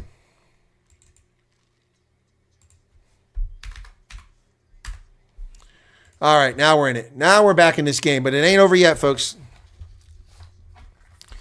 Boy, this team loves to give us freaking heart attacks. Springboks. Down to the final 10 minutes now. 10 minutes, 30 seconds remain. Clock is stopped. Got a substitution going on here.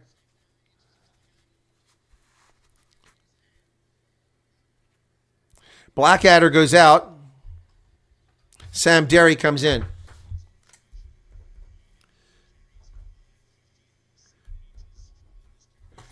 Inside the 22, taken by the Bucks.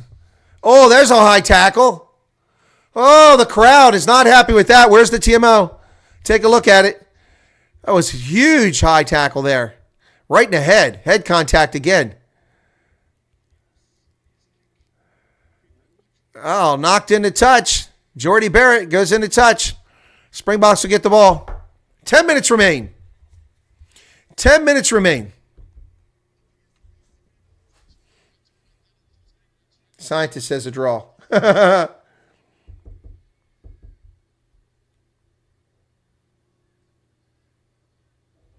Yeah, Quagga Smith got it done, Vernon. You're right about that. He's been silent. He's best off the bench, though. Here's the line out. Malcolm needs another good line out here. We're deep in our territory. No penalties.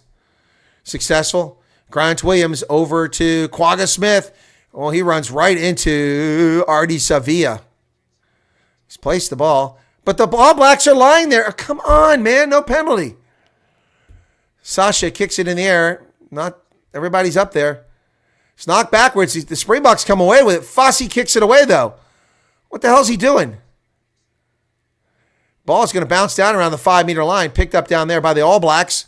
McKenzie's going to kick it back. Whoops.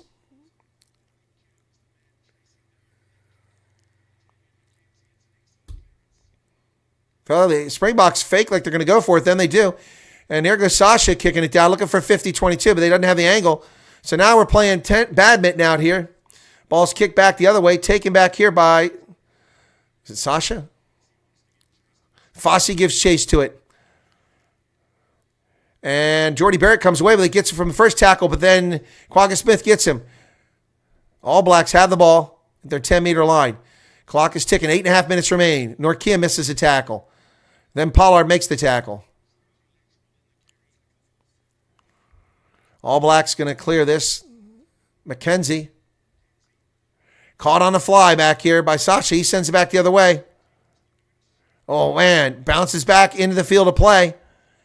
So Bowden Barrett will send it back. And now we're just watching the ball go this way, watching the ball go that way. It's going to be a line out. Let's see where the mark is. Bowden Barrett, let's see, line out for the Springboks. 8 minutes remain. 5 minutes left on the yellow card. We've got to get a try here. Burn them on the wings. Burn them on the wings. Malcolm Marks comes out for the line out.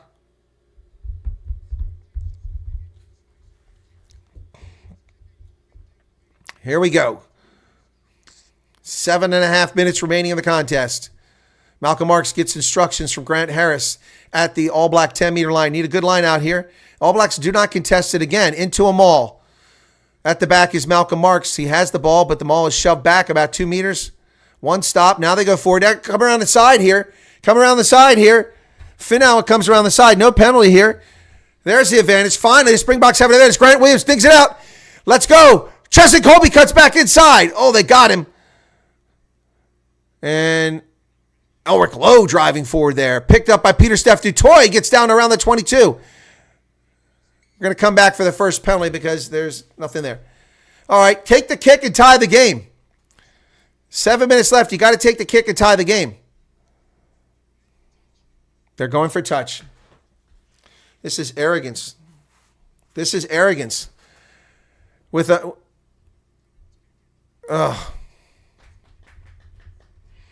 This is arrogance. What a great kick. It's going to be a 5-meter line out. Wow. Woo, Sasha Feinberg Umzula improving as the game goes along. Huge kick.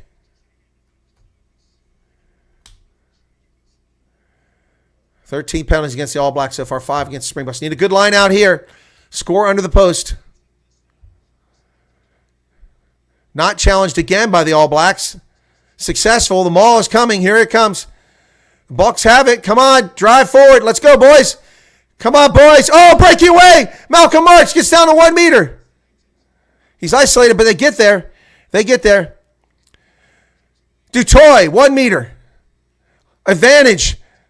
Playing advantage. Half a meter. There it is. Oh, go, Sash. Grant Williams. Booker. Booker. Booker. Yes. Grant Williams gets the try. And we're in front finally with 5.5 minutes remaining in the contest. Springboks out in front. Grant Williams, brilliant. Ha-ha! What a brilliant move by Grant Williams. Did the dummy. Peter Steph Dutoy couldn't get there. Grant Williams picks it, does the dummy. There's the space, jumps back inside. And Cortez Ratibit tried to stop him, but couldn't get there. My goodness. Oh, my goodness. Wow. Sasha now for the conversion, which is critical. Means they have to get a try if we get this. It's a huge kick. Fingers crossed. Easy kick, but he should make it. Flags go up, 31-27. I said 34-29. That was my prediction for this game.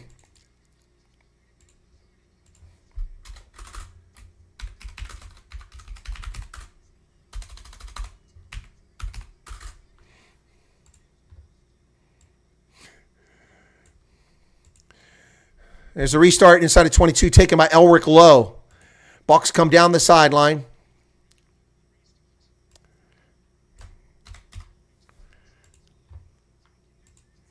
Call to use it. Grant Williams digging it out now. Just 4 minutes remaining. No cock-ups now, folks. Do not let the All Blacks break free. Chesson Colby gives chase. Jordy Barrett has it. He comes away with it. Damon McKenzie up the middle, close to midfield, the All Blacks. But they need a try here. Sam Derry with the carry. Vincent Kolk stolen, ripped away by Malcolm Marks. How'd see to come? He's isolated. Get out here and help him. Let's go. Marks gets there, but and a penalty. Kick the 3 points. Kick the 3 points. Penalty against the All Blacks. The crowd is going bonkers. Absolutely ecstatic. Kick the points. And immediately.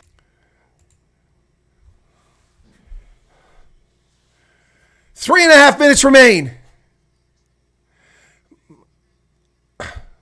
No, his knees aren't on the ground.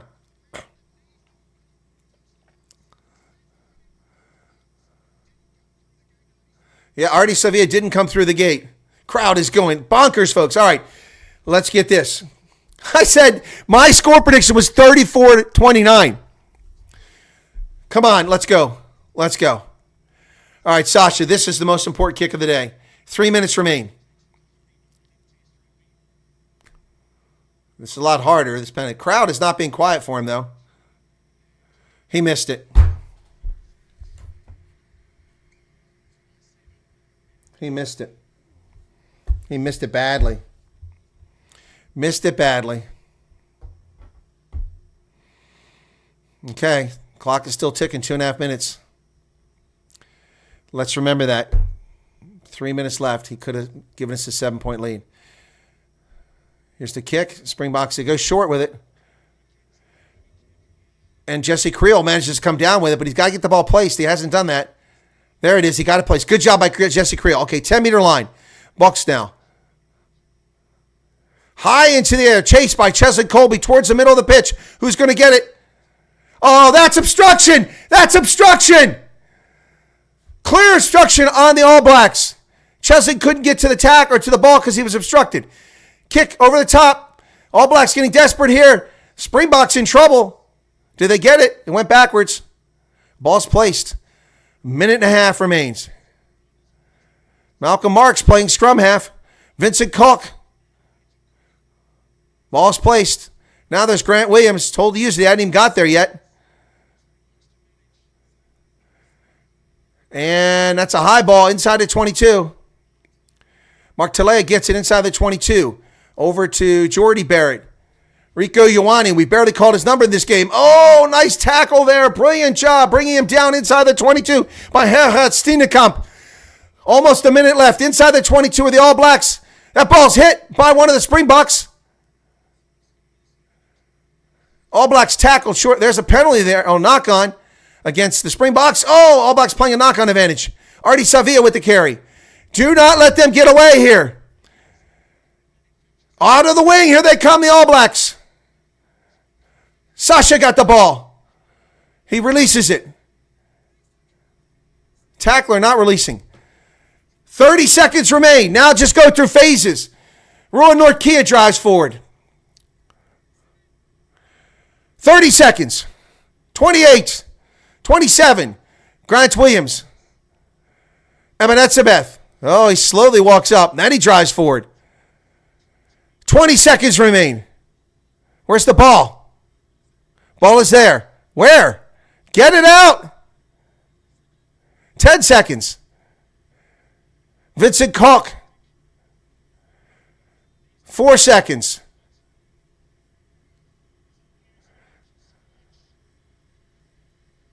And Grant Williams kicks it into touch. Final score, 31-27. Somehow, some way, the Springboks get it done.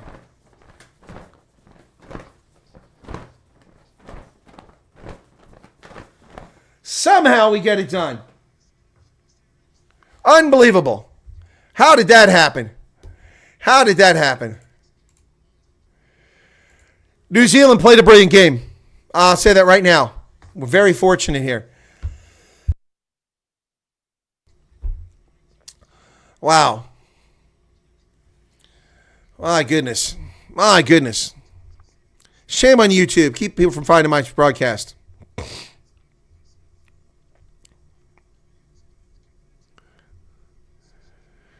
Well, my prediction was 34-29. If Feinberg would have made that easy kick, it would have been 34-27. So pretty darn close. There you go. There you go, folks. Springboks win. And there's Kate McKenzie up in the stands. Sports Minister. I don't know who had a good game this one. Who's man of the match for you guys? Let me do a start of the man of the match.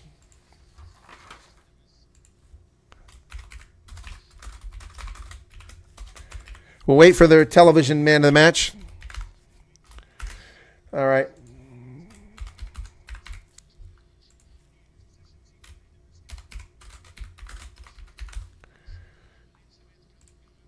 All right, you guys are going to get a choice who to pick here as the man of the match. No,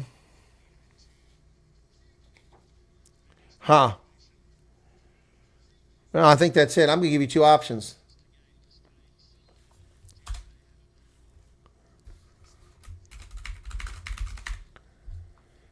All right, here you go. Boca, you lick a ding. Yeah, indeed. Stealing that from Province. Peter Steph Dutoy was a monster in this game. He was. Give me hope. Give me hope, Johanna.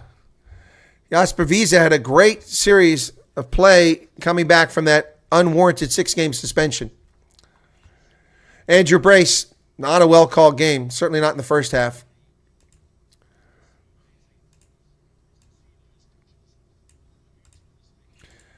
But we got the All Blacks beaten here. Excellent. Got to win next week now. Somebody kept saying they couldn't. The scientists, I think said they couldn't win in Joburg. Well, guess what? They won in Joburg at Ellis Park.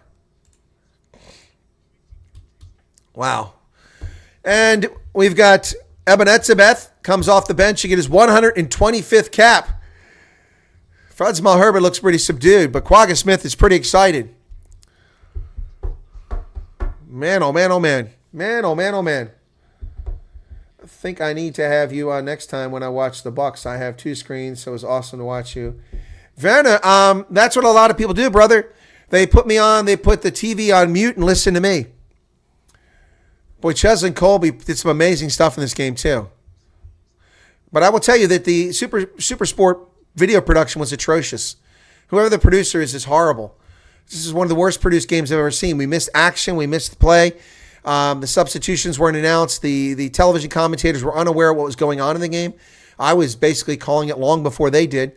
But the stadium is still full. People have not left, folks, at Ellis Park, maybe because they're afraid of getting robbed when they walk out of the stadium.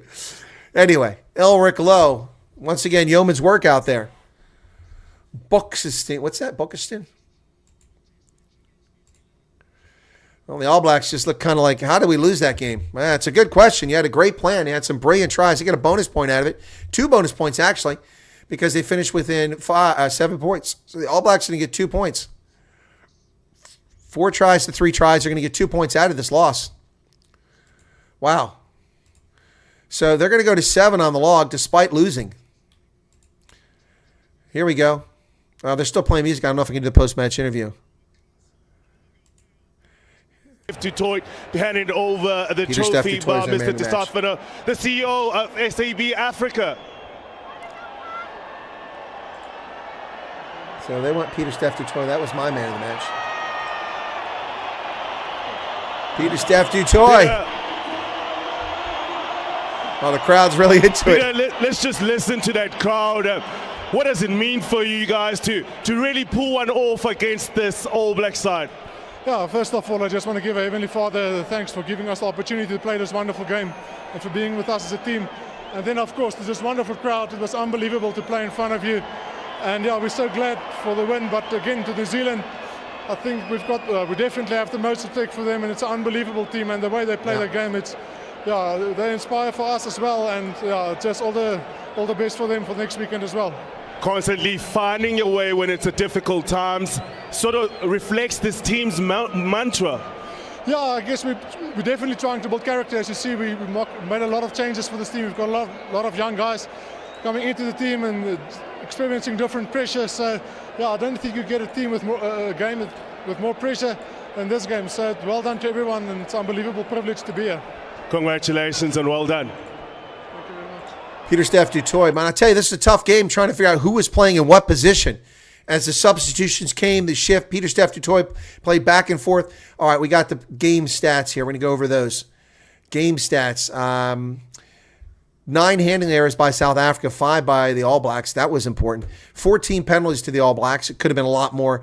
Tackles were pretty even now. In the end, the All Blacks made more at 127 to 110. The All Blacks missed 27 tackles. 25 lineouts by the Springboks. They missed 2 of them. Here's Sia Kaliste, the captain of the Springboks. Come out, you've responded to it. A tough start. He's got a First of all, eye. in your words, the appreciation of this crowd. Dankie. Thank you. Thank you.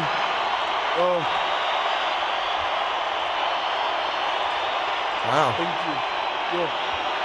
When Sia stops being the captain, people are going to miss him.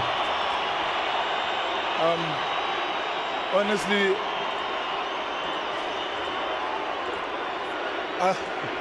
on behalf of the team, we just want to say thank you so much for your support, not just for tonight, but always. You've carried us through so many battles, and us as a team, you know, we play for a lot, but you, the people of South Africa, our number one motivation. You give us the motivation even each and every single day. We appreciate you, and everyone, you know, driving down the bus today, there were so many different people from different walks of life, homeless people, seeing us and jumping up and down, you know, people who can't be here today. So we say thank you, and we represent everyone. We appreciate you, and please don't stop. When the things are tough, please carry on supporting us. We can't do it without you. Let's talk about those tough times. And the tough times of that start was difficult to get a yellow card. What was said by the leadership group just to bring it together and keep on working? First, I want to say we knew, you know, and we respect the All Blacks. You know, no matter what people can say about them, what season they're in, when it's time to turn up, they turn up. They turn up, yeah. To Coach Razor, well done to him and his team, and we knew it was going to be hard. And, you know, those scenarios we work with at training, obviously you don't want that. And we knew they could have a fast start, but we obviously believe in ourselves, and we didn't panic, and we just went on and did what we wanted to do. The second half, the talk at halftime, what was the key thing for you guys to get the performance you wanted in the second half? Not to panic. Make sure we exit. Cardiac kids. We couldn't exit well, and we got that right, but they got the first try, you know, in the second half, but after that we picked ourselves up. The main thing about this game is just don't give up. We've been here before, we've been in behind, we've been in front, so we can draw from those experiences. But I'm really proud of the boys, but the job is not done. You know, we still got a lot to do. And I want to say it's 30 years of freedom, you know, and I want to say congratulations to South Africans, but we still know there are many people who are still not free. Hopefully the next celebration is a women who are free from gender-based violence. So yeah, let's celebrate 30 years, but there's so many people who are still not free yet. Thank you. Thank you so much. See you, Khaleesi, folks. Wow, that was well said. All right, what do we got up here? Ingram Weaver says, thanks for the great commentary. Sewell says, All Blacks had plenty of lucky calls that were not made against them. Vander says, exactly what I thought as well. I thought the one pass on the far side of the field for first was Ford. Yeah, that was Ford. Yep. Well, basically, if we don't lose, Scott Barrett. Yeah, I think went onto the Springboks, certainly showed the class team that they are. We weren't quite good enough, and you know, we were good for 62 minutes, and it's an 80-minute game. Yep, that's right. What would you say was a difference in that 60th minute? When was it anything to do with the changes? I think two key moments after kickoffs, we couldn't quite get out of our half there, and they punished us. Repeated, I guess, you know, infringements down there, and we found ourselves a man down, and eventually they got over. So huge effort. Certainly proud of the boys, but yeah, not quite tonight. What are those proud efforts that you're proud about, and what can you take to Cape Town? Yeah, I think we'll regroup pretty quickly. You know, there's some guys who've played up here for the first time in a serious arena, so that's a huge privilege, and you know, it's intense, and we'll have to be better next week. Thank you so much, Scott. Best of luck for next week. Scott Barrett, the captain of the All Blacks. Well, what are your thoughts, folks? What are your thoughts? What do you think? All right, let me put a poll up here, okay? So let me put a poll up.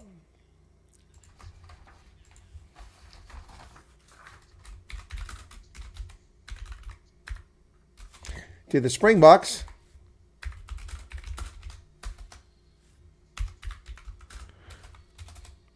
Hang on, to get lucky or earn this victory. Okay, you get lucky or earn.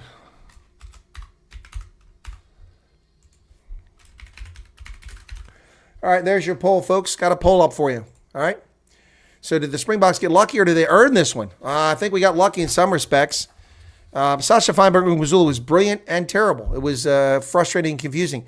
He was brilliant and terrible. He was terrible in much of the first half, but brilliant on that 61-meter kick. There's Mark Alexander from Saru. He's being interviewed now. Still a lot of people in the stands.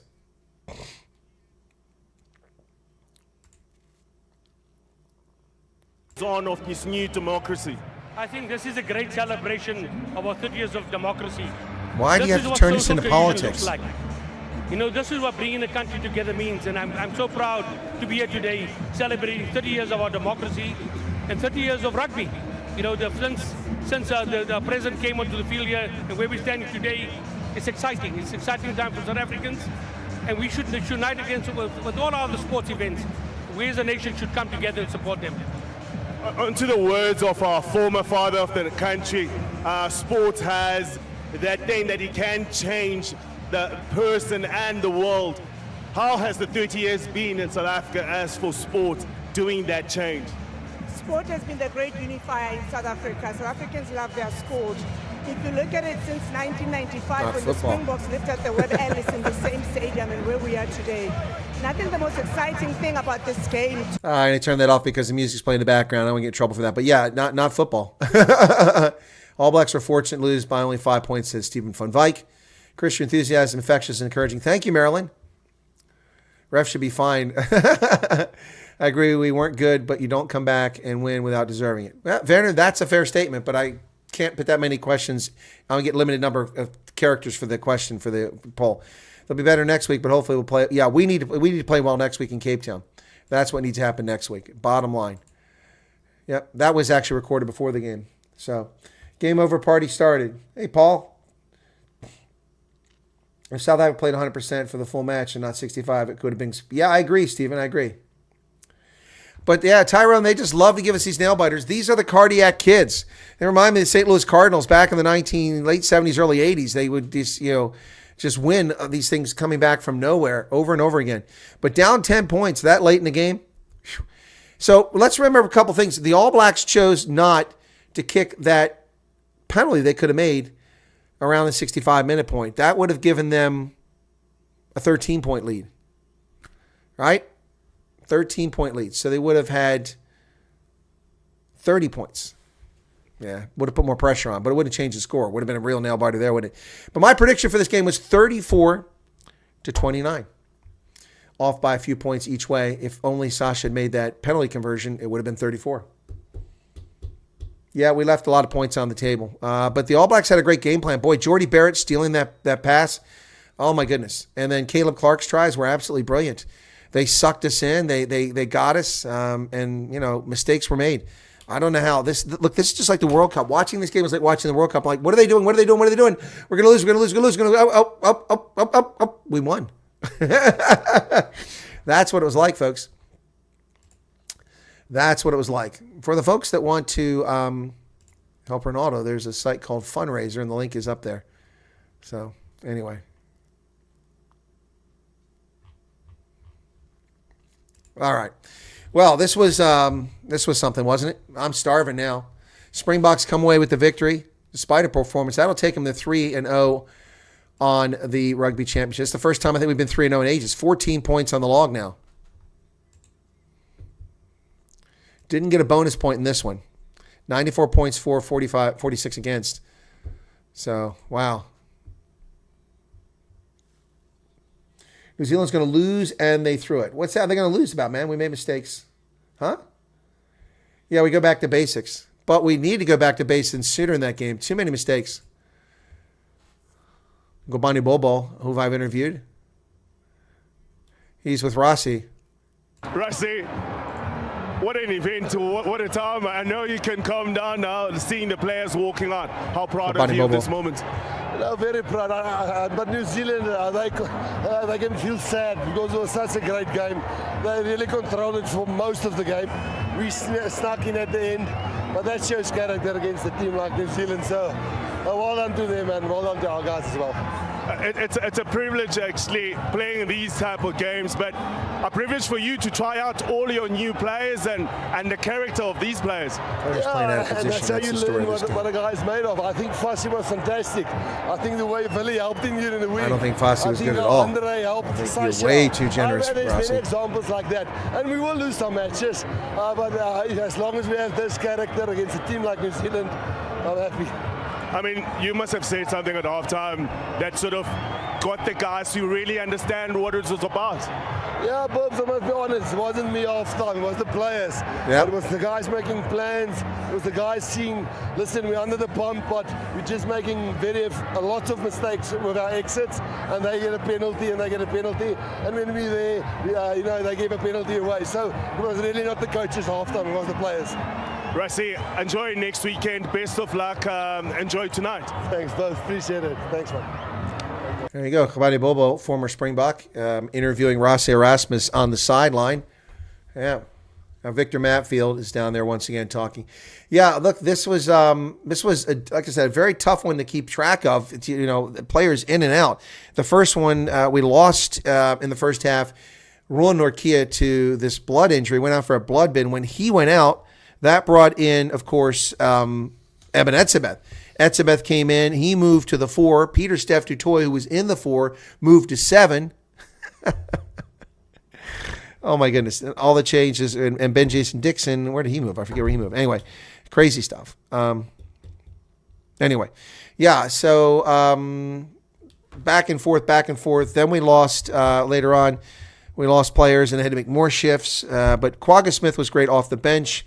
I would say that Fossey was not good. I disagree. Cheslin Colby was lights out, brilliant. Jesse Creel was great. Damon DeLende had a good game. Kurtley Arnse had a pretty good game until he got that injury and he went out. I hope he's okay. Sasha Feinberg Onguzulu was terrible, great, terrible, good, great. It was all over the place. Kobus Reinach had a fantastic return to the game at scrum half in the first half. Jasper Visa, great coming back off that 6-game suspension, but he went out. Ben Jason Dixon, not his best performance, but it was okay. Sia Khaleesi was good, but had a couple huge errors, had that head injury assessment. Ruan Nortkia, what a warrior today, but I think my man of the match, as I said, was Peter Steph Dutoy. Franz Malherbe, okay. Bongi had a big game. Ox had a decent game. Off the bench, Malcolm Marks was good. Steenkamp made a few errors, but was important at the end.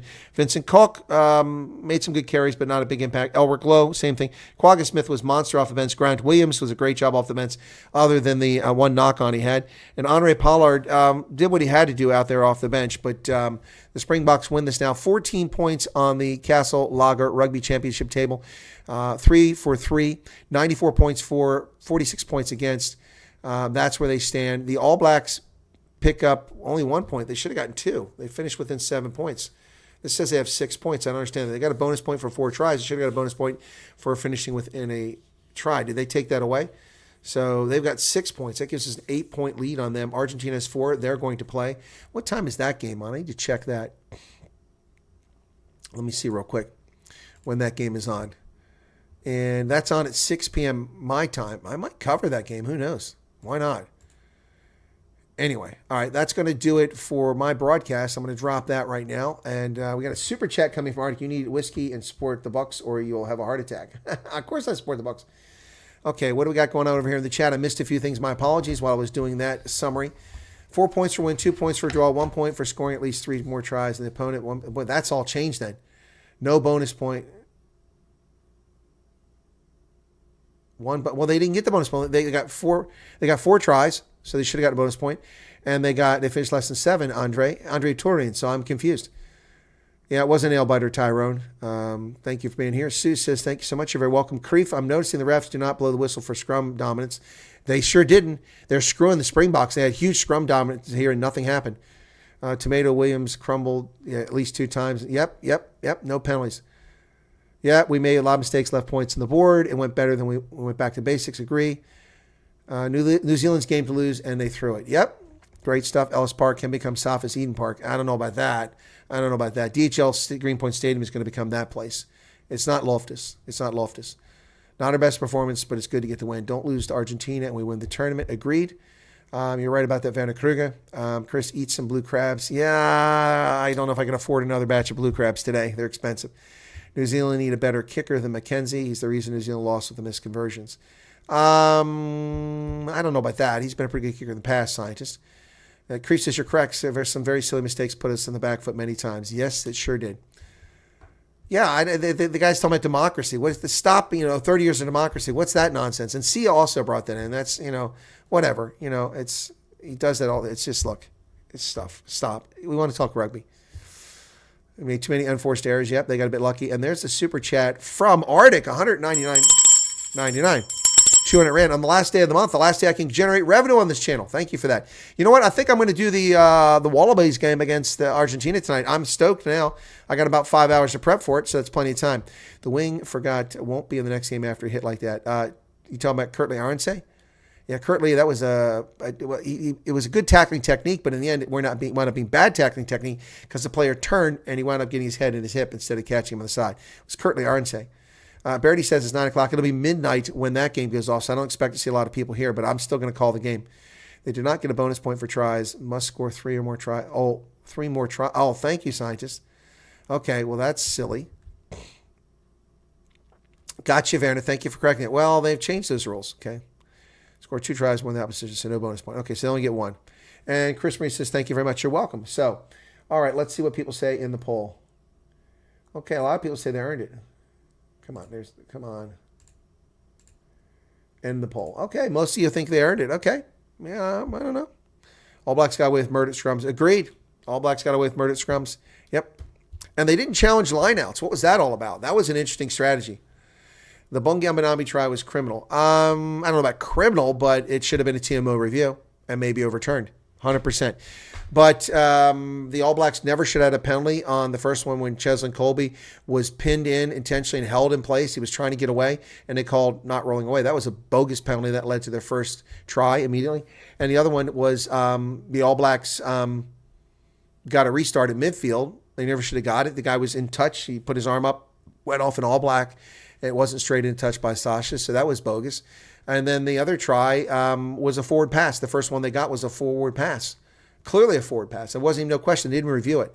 Yep. So, yeah, you could go either way. There were problems on both sides of the pitch. Both teams had issues here when it came to the officiating. But Brace was poor. He was poor. Not a very good game. Look, it's an impossible job. It's damn near impossible being an official in rugby union getting it right. But, I mean, the way it was going there early on, I had to ask the question, whether is this guy getting paid under the table? I'm being facetious there. But it was just terrible. I mean, the All Blacks had hands in the ruck. They're playing the ball on the ground. It was just unbelievable, the stuff they were getting away with. The other thing I'll fault Sasha Feinberg Unguzula with was why the clock ran out on the first conversion. Well, how did that happen? How did we wind up not having 33 points? I mean, and then, Brace maybe just misspoke. He said, I warned you. I told you 3 seconds, or told you 5 seconds. No, you didn't. You said 3 seconds. It's too late to kick it then. Our lineouts were cocked, but it doesn't matter, Arctic, because they didn't challenge them. Yep. All Blacks were concentrating and pushing back at the ball instead of challenging the lineout. You're correct, Charles. You are correct. And it worked for much of the game. Officials, the puppet masters. Win is a win. Onus is on the officials. Okay, bystander. I understand the last part of that statement, but yeah. Yeah, no, it was, look, I mean, there was some crazy stuff going on here. So I would say that Jasper Visa played very well until they took him out. Yep. The one about Cheslin Colby in front of the post and an All Blacks player tackles him like this. He grabs him like this. No penalty, no card. Unbelievable. That's a high tackle. And it wasn't because he bent down. He was running upright, and they reached for him like that. I realize he's a shorter player, but that's not acceptable. Got to bounce, have to walk your dog. Thanks, the stream was awesome. Thank you, Vanna. Be sure to hit the like button if you don't mind. Everybody hit the like button. If anybody wants to give super chat, I'd appreciate that. That doesn't hurt. We could sure use that here at the end of the month. Let me take a look and see. Oops, we finally hit 5,300 subscribers, but clearly YouTube hit this broadcast today. And you're going to say, well, a lot of people can watch it on TV. That's true. But a lot of my viewers are watching it on TV and listening to me. And by the way, Forever Sports had 1,400 viewers concurrent. I didn't. But theirs was down too. I think they had 4,000 the game on. I had a much higher total. But let's take a look at what's going on for the month. And I'll tell you, wow, this will be the best month ever for Super Chats for this channel. Wow. Or not for Super Chats, for revenue. I actually got over $100 this month. Wow. That's just crazy. That's just crazy. But thank you for that, guys. That's awesome. So pretty cool. All right. So, yep, best month ever this month. And yeah, it's pretty cool. All right. Wow. So let me just see that again. Yeah, last month was the best. Oh, wait, no, I'm sorry. This wasn't the best month. October last year was the best month. This is not. Sorry, it wasn't the best month. Had the World Cup last year. So we're close. Almost best month of revenue. But it's not much revenue. It doesn't even pay for my internet bill. Anyway, thank you for that. It's watching. Let's see, Marilyn was watching and listening to me. There you go. Share the close link to Facebook. Thank you, bystander, for sharing that. Our backs are not a threat under the up and up. That's true. We had a lot of trouble with that, with the high ball. Good. Now retire the bell. Get the halftime hooter for the super chats. Okay, it's an idea, Arctic. It's an idea. Give me another super chat and I'll make it happen. I want 4 kgs of Druvos. Oh my goodness. Hey, I've got some freeze-packed ones, those Druvos. How long do those last? I didn't even realize I still had them. I don't know how long I've had them. I'm afraid to pull them out and eat them, but they've not been exposed to the air, so I should think they should be fine. They should be fine. We went over 5,300 viewers today. Thank you for that. YouTube hit it because there was an explosion of pirate live streams of the game. Yep, that's exactly right. Yep, on fake YouTube accounts. You're correct about Ingrown and Weevil, and that's what pisses me off. Those channels, they let them get away with it. Yes, they'll take them down, but they don't sanction them. Yep, screw the bell. Peter Jakobsen says, thank you, Chris, for this great work. Well, thank you, Peter. It's my pleasure. There's Leovin with a super chat. Oh, 70 Rand. Oh, Arctic is going to be mad. You know what, Arctic? I'll tell you what. I'll retire that bell and I'll ring this one, okay? Cowbell. I'll bring back the German bell. Where's it at? It's over there. I don't think you can see it. It's just off the screen there. No sound. There's sound. It's on you, man. There's sound.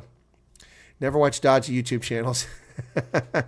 Thousands flock to those channels before copyright. Yeah, exactly. I know. And it really, it affected Forever Sports and it affected me. Yep. Look, and I don't blame the viewers. People want to see the game. I appreciate that, but I can't show it. I'll get a copyright strike. Well, there's a super chat. I don't hear that. Why is that not coming up? Super chat did not come up. Why did that not come up? There's my alert box. I don't hear it, but thank you for the super chat. Let me go back to, where's it at? Yep. Okay. Wow, that's, are they still live? They're not still live. Oh, they're still talking after the game. Wow, I'll be darned. Wow. Anyway, this was, it's a heartbreaker, man. For the All Blacks, no doubt about that. Lando must win tomorrow. Then it's a good sporting weekend. All right, well, I'm watching Province and the Pumas. And the way the Cheetahs been playing, I don't know who I'm rooting for, Pumas or Cheetahs, to get into the playoffs. Yep. I subscribe to Flow Sports, Flow Rugby, which used to be $79 a year. Now it's $159, and they double charged me in the same month. I don't know what that was all about. Told me my account wasn't live. I had to go back, but they did reimburse me the money. So, yeah, that's kind of crazy stuff there. But Flow Rugby, they were very poor 2 or 3 years ago. They've improved dramatically. They're relatively reliable, but they did have the wrong time for the start of that game. So I don't know what happened there. That was all messed up. Anyway. Yeah, so, I do that. Also, I have Peacock TV from NBC Sports, which is I can watch World Cup games and Sevens games, but I don't watch the Seven much anymore, and USA Test matches. So I've had other subscriptions, too. I used to have the URC channel, but then they gave that broadcast rights over to Flow Rugby, which meant I didn't have to have it, but I'm going to be honest, I like the URC broadcast much better. Anyway. Yeah, Flow Rugby is pretty good stateside. They weren't good a few years ago. Creech says, so what happens next weekend? Do we become Argentina or do we consolidate? Well, I think they're going to play better next year. No, $79, Smee, not Rand, $79. But now it's $100 some dollars. Blame is YouTube because they're happy to allow shady accounts because of revenue, but will attack good channels like yours. You're right about that, Ingrown Weevil. You're right about that. There's a proliferation of that crap. They had a whole bunch of those channels, and they made a bunch of money from people going in there in the ads because I saw ads on those channels. I think YouTube might be behind some of those accounts, to be honest. Yep. They might be behind it. So we get hit hard, but you know what? It's all right. We love the game. We love rugby. I saw a couple people earlier thank me for my enthusiasm and my energy for the broadcast and for the game. Well, that's true. That's me.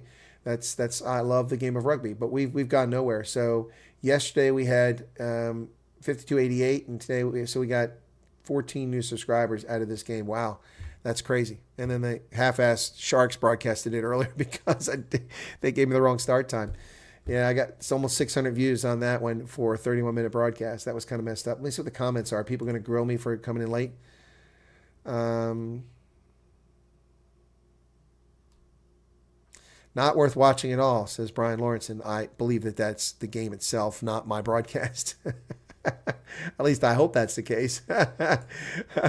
We finally got over 5,000 here. So who was the ref? It was Andrew Brace from Ireland was the ref, Arctic.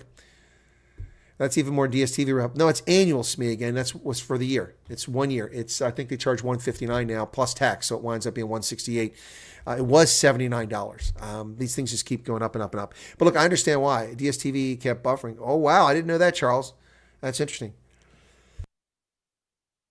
You watch it on Sky Sports New Zealand. That's why you're talking about the New Zealand commentators. Manchester United must beat Liverpool for it to be a great weekend. Wow. Yeah, I know was some Irish guy. It was Andrew Brace. He did suck. He did suck ass. He sucked bum on that one. That's for sure. I'll give you that one. So what happens? Next week I think they're going to play better. But okay, I'm not going to give them excuses, but a lot of people are playing out of position, and I think that with so many players out of position, that contributed to the tries that they gave up, which never should have crossed the try line. So I'm gonna say that, but it's not a free pass. I don't get a pass for screwing up. But let's take a look at the schedule here. Damian McKenzie, who was being criticized by Arctic, is the top scorer in this with 32 points. Yep, Sasha Feinberg and Umzula had 16 before today, so he's going to jump a little bit more. All right, let's take a look at the schedule here. And there's something just came up. I got it. Colin Peterson just subscribed. Thank you, Colin. Buy a donkey. It's very kind of you. It's not 120 Arctic. It's 159. They've changed it because they billed me. I couldn't get in my account. It said I didn't have a subscription, even though I still had 5 months left of my subscription. So I had to renew it to do a broadcast a couple weeks back. And then I wrote them and said, hey, you wouldn't let me in my account. And then when I went in, it said I had 2 subscriptions for the same thing. So anyway, we've got Argentina, Australia coming up next. And then on the 7th, the Springboks are hosting New Zealand at DHL Greenpoint Stadium. Also on the 7th, the Pumas host the Wallabies. That one's in Lopez. And then on the 21st, because we have a break because of the travel, 21st of September, Australia hosts New Zealand. Argentina hosts the Springboks. On the 28th, New Zealand hosts Australia. And on the last game, the Springboks host Argentina in Nelspruit. And the 28th, and if I can get there, it's a possibility because I don't do consulting until October and training in October for judge for elections. And there is the Women's 15 taking place in Cape Town. I'd like to get there and spend about 2.5 weeks in South Africa if I can find the money. Let's see what happens. And if the flight isn't too expensive. So that's a possibility to come back for that. So anyway, that's what I'm considering doing. But I have to see if I can get tickets for Nelspruit. Otherwise, it's not going to make a lot of sense. So that game in Nelspruit is going to be on the 28th of September. It's in Nelspruit, so maybe there's tickets available for it. And that one will be against the Argentina. So there should be some seats. It's not going to be a sellout. I pretty much guarantee that. Ukutula Kumalo said, what a game. Well, it was a game. One change they need to make is put a lot of pressure. Yeah, McKenzie didn't get much pressure. And put Steven Peter-Steptoe back on 7. Well, he wound up back at 7 because of the changes in the game. My feed was just a little behind, Chris. Yep. Because your comedy's a little behind, I have to restrain myself to not spoil it for those listening. Well, it's weird. My commentary is normally ahead, so it's odd to find that it was behind. I'm listening to a feed. Where is this coming from? Where am I at with a feed? That's weird. Well, there it is, over here. Oh, they're just showing replays now. I don't want that. Okay, we'll drop that off. Yeah, so anyway, thanks to people still here. It sounds like all the people here are actually subscribers, so we're not gaining any. CB says, Yama sa ontal onditniva doni raknet so opkov. Ooh, what did F. Becker say? Huh? Okay, well, my stream in the past has usually been ahead of everybody. I noticed it today. I saw Marilyn say we won before we won, so... My channel's buffering. I could listen to the kernel so I didn't miss out too much. All right, Charles, that's cool. All right, do the Pommies shout for the Bucks your side? It's a good question. Arctic says, I paused my stream till Chris matches. Okay, some people watch the games for TV and find some delight in telling us that there was a score before Chris could tell. Oh, that's not nice. Okay, well, that isn't normally the case. Normally, my stream is ahead of you guys because normally I get like I saw here, I get the actual production feed. Sometimes they screw up and they give us the television feed. There's a difference. So for sports, you have the production booth. You have a trailer outside where all the feeds are coming in. There's a producer and a director out there. They're not directing actors. They're directing the action. And so they pop the camera angles around. The camera guys are always acting as if they're on. They're live.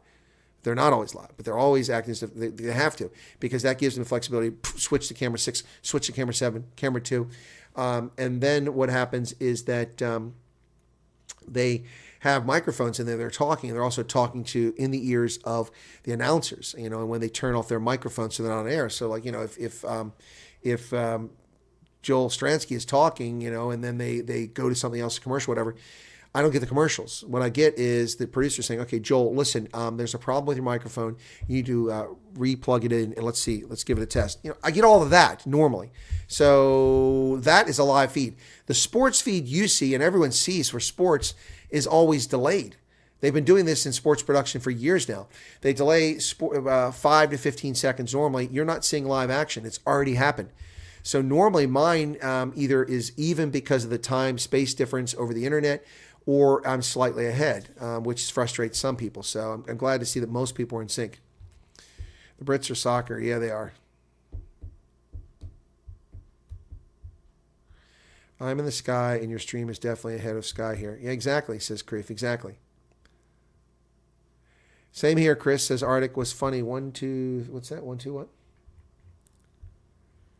1, 2, 3, 4, test, Matthew. Yeah, exactly. Yeah, yep. So you're getting the same feed. Yeah. So it's, look, I mean, it's kind of interesting. But again, we normally get before folks. I don't know if this one was what was going on here, if we were behind, but that's unusual. Sometimes because out of South Africa, the data feeds are poor. I mean, the whole world is trying to watch this, and data streams are coming out of South Africa, and they're not sending it by satellite. It's being broadcast by satellite. Anyway, so whatever. We enjoyed it. You guys had a good time. This was a tough one here, wasn't it? You have to meet Eager Beaver. Anyway, stop beating up Maryland. If people are beating up Maryland, knock it off. Maryland is a wonderful person. I take offense. Stop beating up Maryland if that's who you're attacking. You need to come hang out in Pretoria, very Eager Beavers. CVO. Who is CVO? I do hang out in Pretoria a lot. I changed back to SAGC well in the second half. The game had only just started. Well, that's crazy. That's crazy. Oh, that is crazy. Anyway, so look, again, we talked about man of the match, but let me just highlight a couple. Cheslin Colby was everywhere, doing everything, making things happen. Cheslin Colby, rock star, gets a 9 for this game for me. Jesse Creel, also 8.5. Dale Ende, maybe a 7.5. Kurtley Arnse was kind of minimalized in this game. Then he got hurt. Sasha Feinberg, Ngumzulu, if I could take and edit the game and pull out portions, he'd have a 10. But because I can't do that, he has a 7, maybe a 6. Because he had some more performances. But people say that's harsh. I don't think it is. Kobus Reinach, I thought he did a good job at scrum half in the first half. Jasper Visa was brilliant in the time he was in there. Ben Jason Dixon, not his best performance. Sia Khaleesi, up and down performance, but overall a good one. He had some great tackling early on. Ruan Norkia, what a warrior. Went out for a blood bin, came back in, shifted around. Peter Steph Dutoy, rock star, gets a 10 out of 10 from me. Franz Malherba, 7. Bongi, 7.5. 8. Ox, 7. Off the bench, Malcolm Marks, 7.5. Gerhard Steenkamp, 7. Vincent Kalka, 7. Elric Lowe, 7. Quagga Smith, 8.5. Grant Williams, an 8. And Henri Pollard, a 7. There you go. Oh, Marilyn says nobody's beating me up. Okay, cool. World Champions just subscribed. Well, thanks. Hey, you must be a Springbok fan. Your World Champion subscribes. Good on Gayton for getting the game on SABC. Yeah, exactly. Well done for that. We got to give Gate McKenzie credit for that. He's saying some really bizarre and stupid things, particularly around the Miss South Africa pageant. Why is he weighing in on that? It's not a sport. It's culture, I guess. So anyway, because he has sports, arts, and culture. So I guess that he has a right to weigh in on that. But McKenzie's also doing some exciting things, and he's definitely, people are paying attention to him as a minister. I'll bet you that unless he has some big, faux pas, or he screws up in some way, or, he's corrupt in some way, which I don't see, whatever government comes after this, he'll probably be there as a minister for that government too, of something. Yep. Subscription fees are really high. Kumala says Sasha is going to be amazing when he can control the game outside heavy pressure. He's already got the clutch game. 100% Kumalo, and as you know, I'm a Stormer supporter and a huge fan of Sasha Feinberg Ngumzulu, and I've been promoting him as the next big thing for a long time now, for a couple of years. And today, and the first game he started, he didn't deal with pressure very well.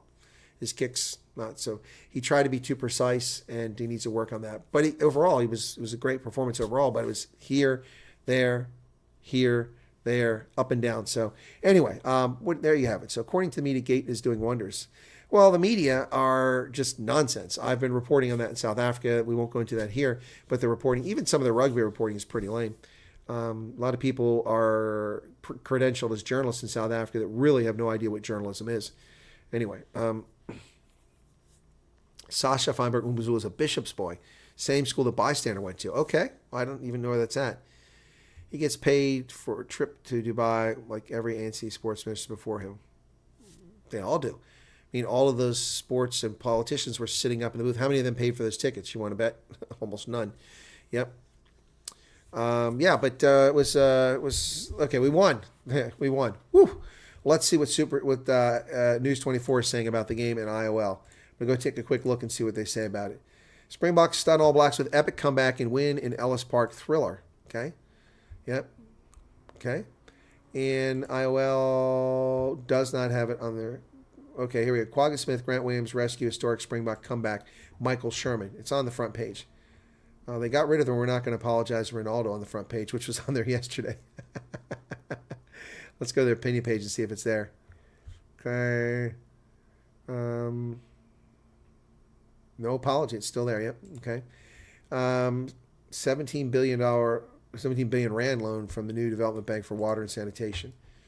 Well, that's good news. Quagga Smith and Grant Williams rescue historic comeback win over All Blacks. With the home side facing defeat after a number of unforced errors throughout the game had seen New Zealand leading by 10 in the final 15 minutes.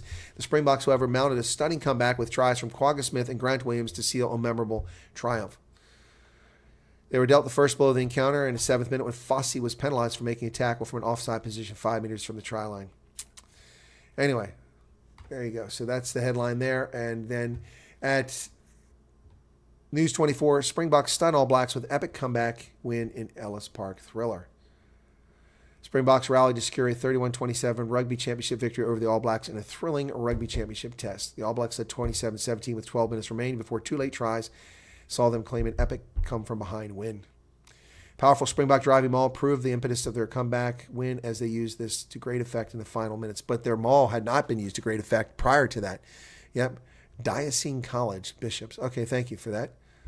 Saw the Giselle video. Yep. South Africa won. Bishops is not from Newlands. Bishops Court is the area, I believe. Oh, I don't know. Anyway, but Grant Williams got the final try there. So brilliant stuff. I'm sure the All Blacks are bummed out about this. They've got to be bummed out about not winning that game. So we're picking up a few more subscriptions now. Thanks for people tuning in and subscribing. Really do appreciate it. Thanks for the super chat revenue that came in on the last day of the month. That helps us gauge whether we're actually making a little bit of money or not, which is not the purpose of the channel. It's to promote the game of rugby. I think we're doing a pretty good job. Let's look at the All Blacks here and see who played well. There were some comments that Mackenzie played very poorly. I would say Beauden Barrett was basically non-existent. Will Jordan was non-existent. Rico Ioane was non-existent. Jordy Barrett was excellent. Jordy Barrett gets a 9 for me, or maybe higher. Caleb Clark was excellent. Damon McKenzie, I thought he was average. TJ Paranara, I thought was brilliant in the first half. Artie Sevilla was quiet. Sam Kane was quiet. Ethan Blackadder was active. Scott Barrett. So basically, to me, the only ones that stood out in this game were Jordy Barrett and Caleb Clark, maybe TJ Paranara for the All Blacks. Off the bench, I saw no impact from any of those players. None of them made any positive impact as far as I'm concerned off the bench for the All Blacks. For me, it was just Clark and Jordy Barrett. Jordy Barrett was brilliant. Beauden Barrett was missing in this game. Kamala says, Salami is just lucky that social media reporting isn't as big here yet compared to most of the world, or they'd be in mud. You see it when football reporting in Europe where the media sucks. Yeah, that's true. That's true. But, it's an interesting thing, guys, for all of you listening, the 154 people listening, I'm actually known in South African media circles. I didn't even know that. So when I went to the last trip, I was at the quarterfinals at Loftus, the semi, and the final championship of URC. I covered all 3 of them as an accredited journalist. By the way, I also bought a ticket, tried to help the Bulls. I bought a ticket to every game, but I was an accredited journalist for all 3 of those games. And at the quarterfinal, when I walked into the media room, I was greeted warmly by several sports journalists from South Africa. Hey, it's the Colonel. Hey, Chris, how you doing?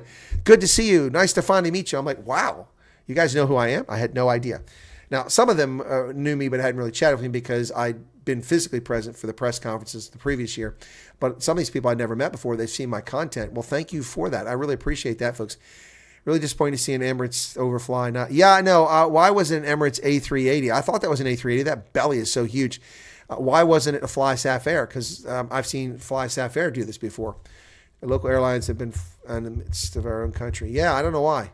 That was kind of messed up. That's a point to make. Thank you for that. I'm curious about why it was Emirates. Yeah.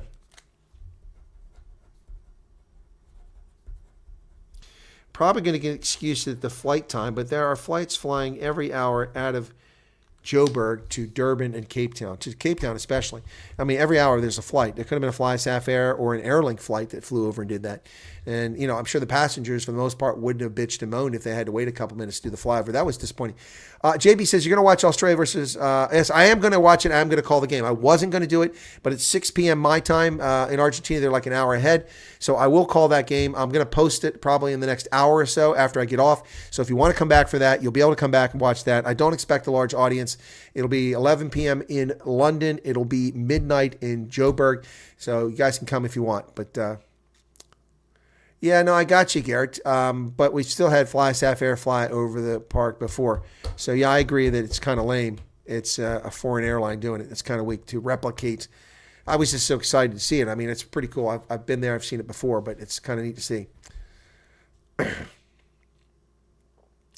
Because South African Air Licensing Council sold their soul to Emirates and Qatar. Yeah, no, it's probably true. Probably true. Well, I mean, if I sponsor the stadium, can we get a plane to fly over that says the Colonel? Look, at South Africa, it's the Rand. I mean, what's it going to cost me? 10,000 Rand to sponsor the stadium? Marilyn will watch my broadcast tomorrow. Thank you, Marilyn. It'll be kind of weird, though, without the game on, but you're welcome to do it. Yeah, anyway, so Australia to lose by 15. Yeah, let me see what I put in my Super Brew. Let me check on that very quickly while we're here. 147 people here. Let me just check my Super Brew. By the way, Curry Cup, I got dusted badly, I think, in the Curry Cup again.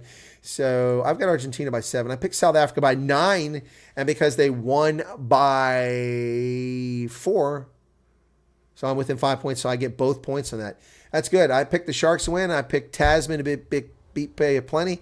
I picked Waikato over Auckland. I got them all right today. My last game yesterday was Taranaki. I got that one right. And I did pick the Lions to beat the Bulls. But the Grick was surprised the Cheetahs. So up and down. But yeah, I picked the Springboks to win this one. So let me take a look at the captaincies for the Rugby Championship and see how I'm doing here. Ballistic Nick is up top. Whoa, where the hell am I at? Oh, I'm in 4th place. They haven't done this score yet. So I'm a full point behind Ballistic Nick. He has 6. I have 5.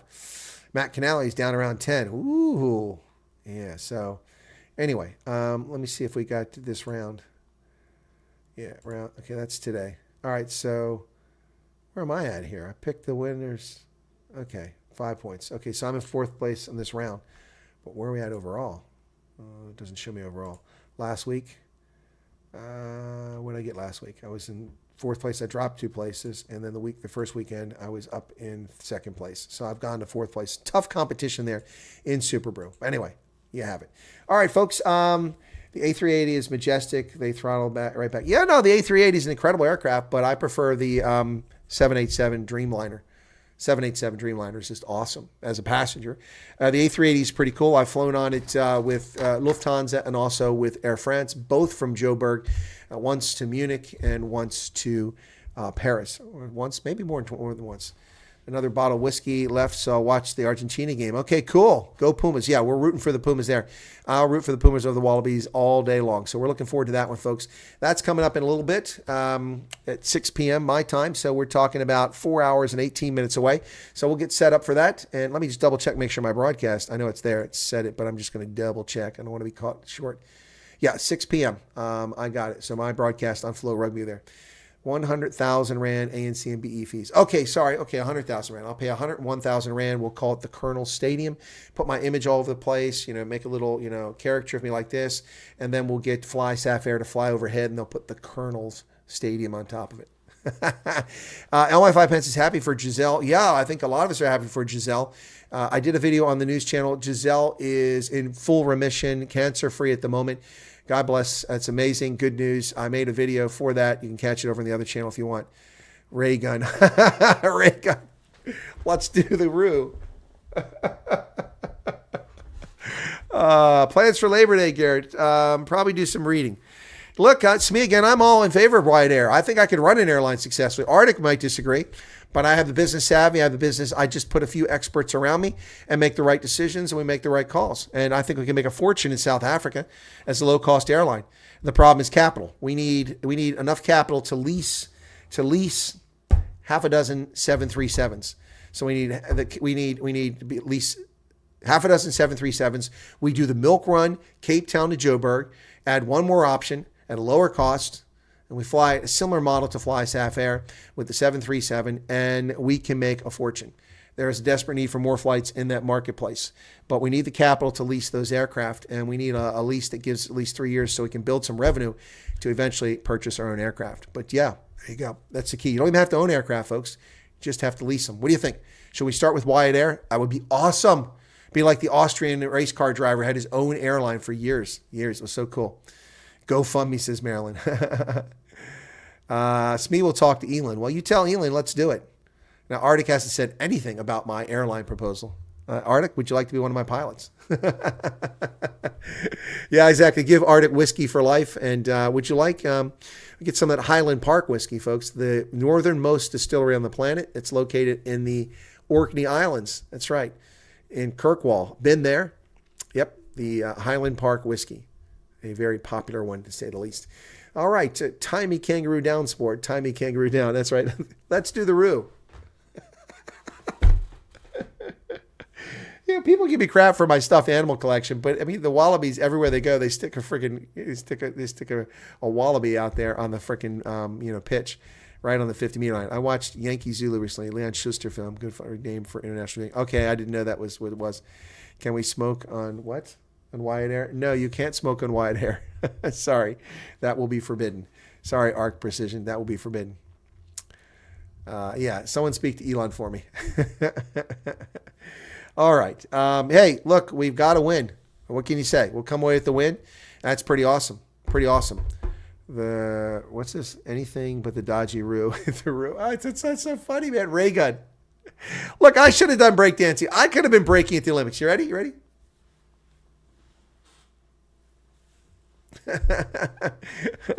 If that woman can be a breakdancer at the Olympics, I can be a breakdance Olympics. Oh, you could drink on my flights. Yeah, absolutely. Well, let's get pissed. Hey, let's go Wyatt Air, man. Let's get pissed. They've got low-cost drinks. That's right. We don't serve underage patrons, though. You must be of age. There you go. But no, we can drink Wyatt Air, beer and Pepsi. No Pepsi, man. Oh, you're talking about the Schuss beer. Oh, that's our specialty, folks. Welcome. Clinton O'Leary, thank you for subscribing. Appreciate that. Bye-bye, donkey. Thank you, Clinton. Yeah, no, that's our specialty in Wyatt Air, Schuss beer. We'll give you a Weitz. Oh, damn, now I want a Schuss beer. I want crabs and a Schuss beer. Damn it. Give me some super chats so I can go buy some steamed crabs. Oh, now I'm hungry for steamed crabs. I had them yesterday. Oh, Schuss beer. Nope, you're screwed. No leased aircraft. There's your 3%. There goes your 3% margin. What? Huh? What do you mean no leased aircraft? I can't lease them? They're not available? There was a glut of aircraft on the marketplace a few months back. Chicken or beef? Chicken, no beef. Would you like the halal meal? We'll have no halal meals on our flights. No, we'll have them. But we won't have exclusively halal meals. You can get a halal meal. You just have to order it ahead of time. Yep. And we'll have meals on every flight. I mean, look, it's 2 hours to Cape Town. That's plenty of time to eat something other than snacks, So we'll do that. Anyway, the Oz breakdancer is about as good as Kamala trying to be a politician. Agreed. If you start drinking and smoking, you can run an airline in South Africa. Okay. Yeah, it's chicken or veg. That's all you get anymore. What would be the age limit for alcohol? Well, if we fly a flight to Europe and we go into Germany, 16 will be the age for drinking. If we have a destination of Germany, once we get in the air and out of South African airspace, we'll let you drink if you're 16 or older. Yep. If it's France, 14. All right. You can drink if we have a flight to France. But I have no expectation that Wyatt Air will fly to France. Perhaps to Munich. We could do Munich. but not France. I love the Munich airport. The Franz Josef Strauss airport in Munich is incredible. I was there 3 weeks after it opened on a helicopter flying in on a Black Hawk while stationed in Hanau, Germany back in 1993. I think it was 93. Maryland will have vegetation flight. German flights will be fully booked. There you go. Well, we'll also, I'll hire some, we'll lease a few C-130s. Can't get C-17s. Nobody's leasing those, but I can lease a few C-130s, and we will repatriate criminal alien invaders from Germany to their original source. Oh, that's what sunk Comair. So, Arctic, where am I supposed to get the money to buy these aircraft? A 737 commercial, what's that going to cost me? $24 million? Probably more than that. Cost of a used 737. Let's go with a 737 used. Okay, cost of used 737. Let's go with a 700 model, okay? Let me see. Oh, good Lord. 30 million. I was way off. I was way off. Boeing aircraft for sale. Let's take a look at this. Oh, my goodness. All right. Average price in 2022 for Boeing aircraft, 737-700 was 89 million. Crap. And what's in here? Boeing aircraft for sale. Here's the 757. Here's 737-200. That's old. Let's take a look at it. 1.9 million. Ooh. How old is this one? It's a 1982 model. There we go. That's what we'll do. So we only need like 20 million in capital.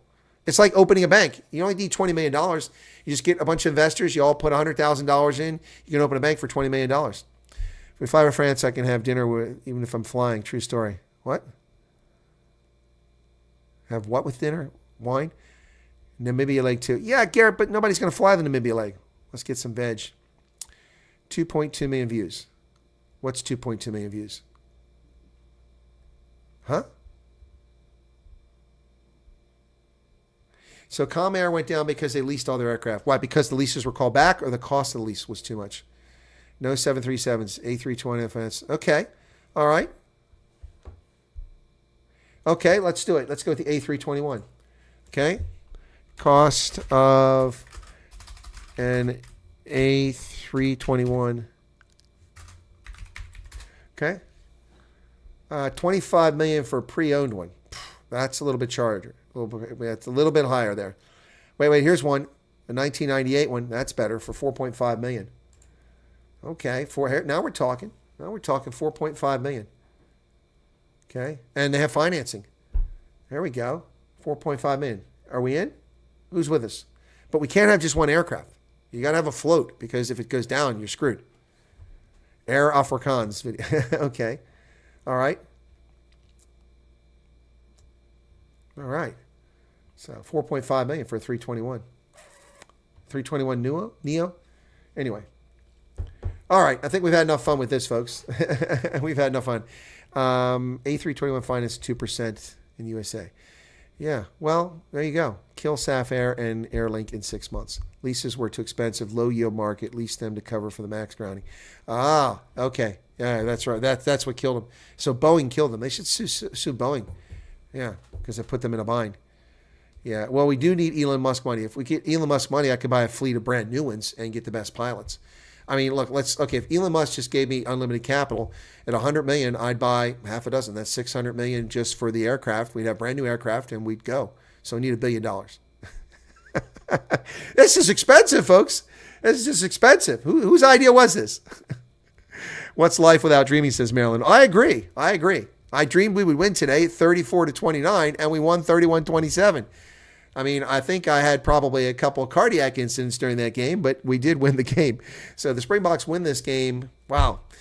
People tuning in right now, thanks for tuning in. I appreciate you checking this out, whether you're watching it from the beginning or just joining now. But we're wrapping up our broadcast of the Springboks victory over the All Blacks at Ellis Park, 31-27. It was a nail-biter.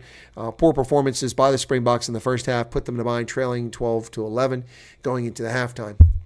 But Mackenzie's missed conversions, that's 4 points right there. It would have been 31-31, wouldn't it? Yeah, but we also had a missed conversion, or never attempted conversion, because Sasha Feinberg Umzulu, the clock ran out on him, and I don't know if that was his fault or the officials. So anyway, I thought the TMO was looking at Bongi Ambanami's try and was going to call it back, so I lost track of the time. Flesh and flew in an A320 this summer, and it was very comfortable. Yeah, the 320 is not bad. Yep, anyway.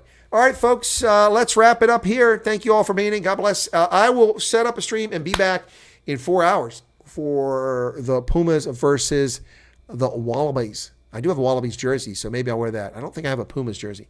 Been trying to get one for a while. All right, guys, thanks. Cheers. God bless. Tries from Taylor, a brace of tries from Caleb Clark, and then Springboks. Did I miss a spring? No.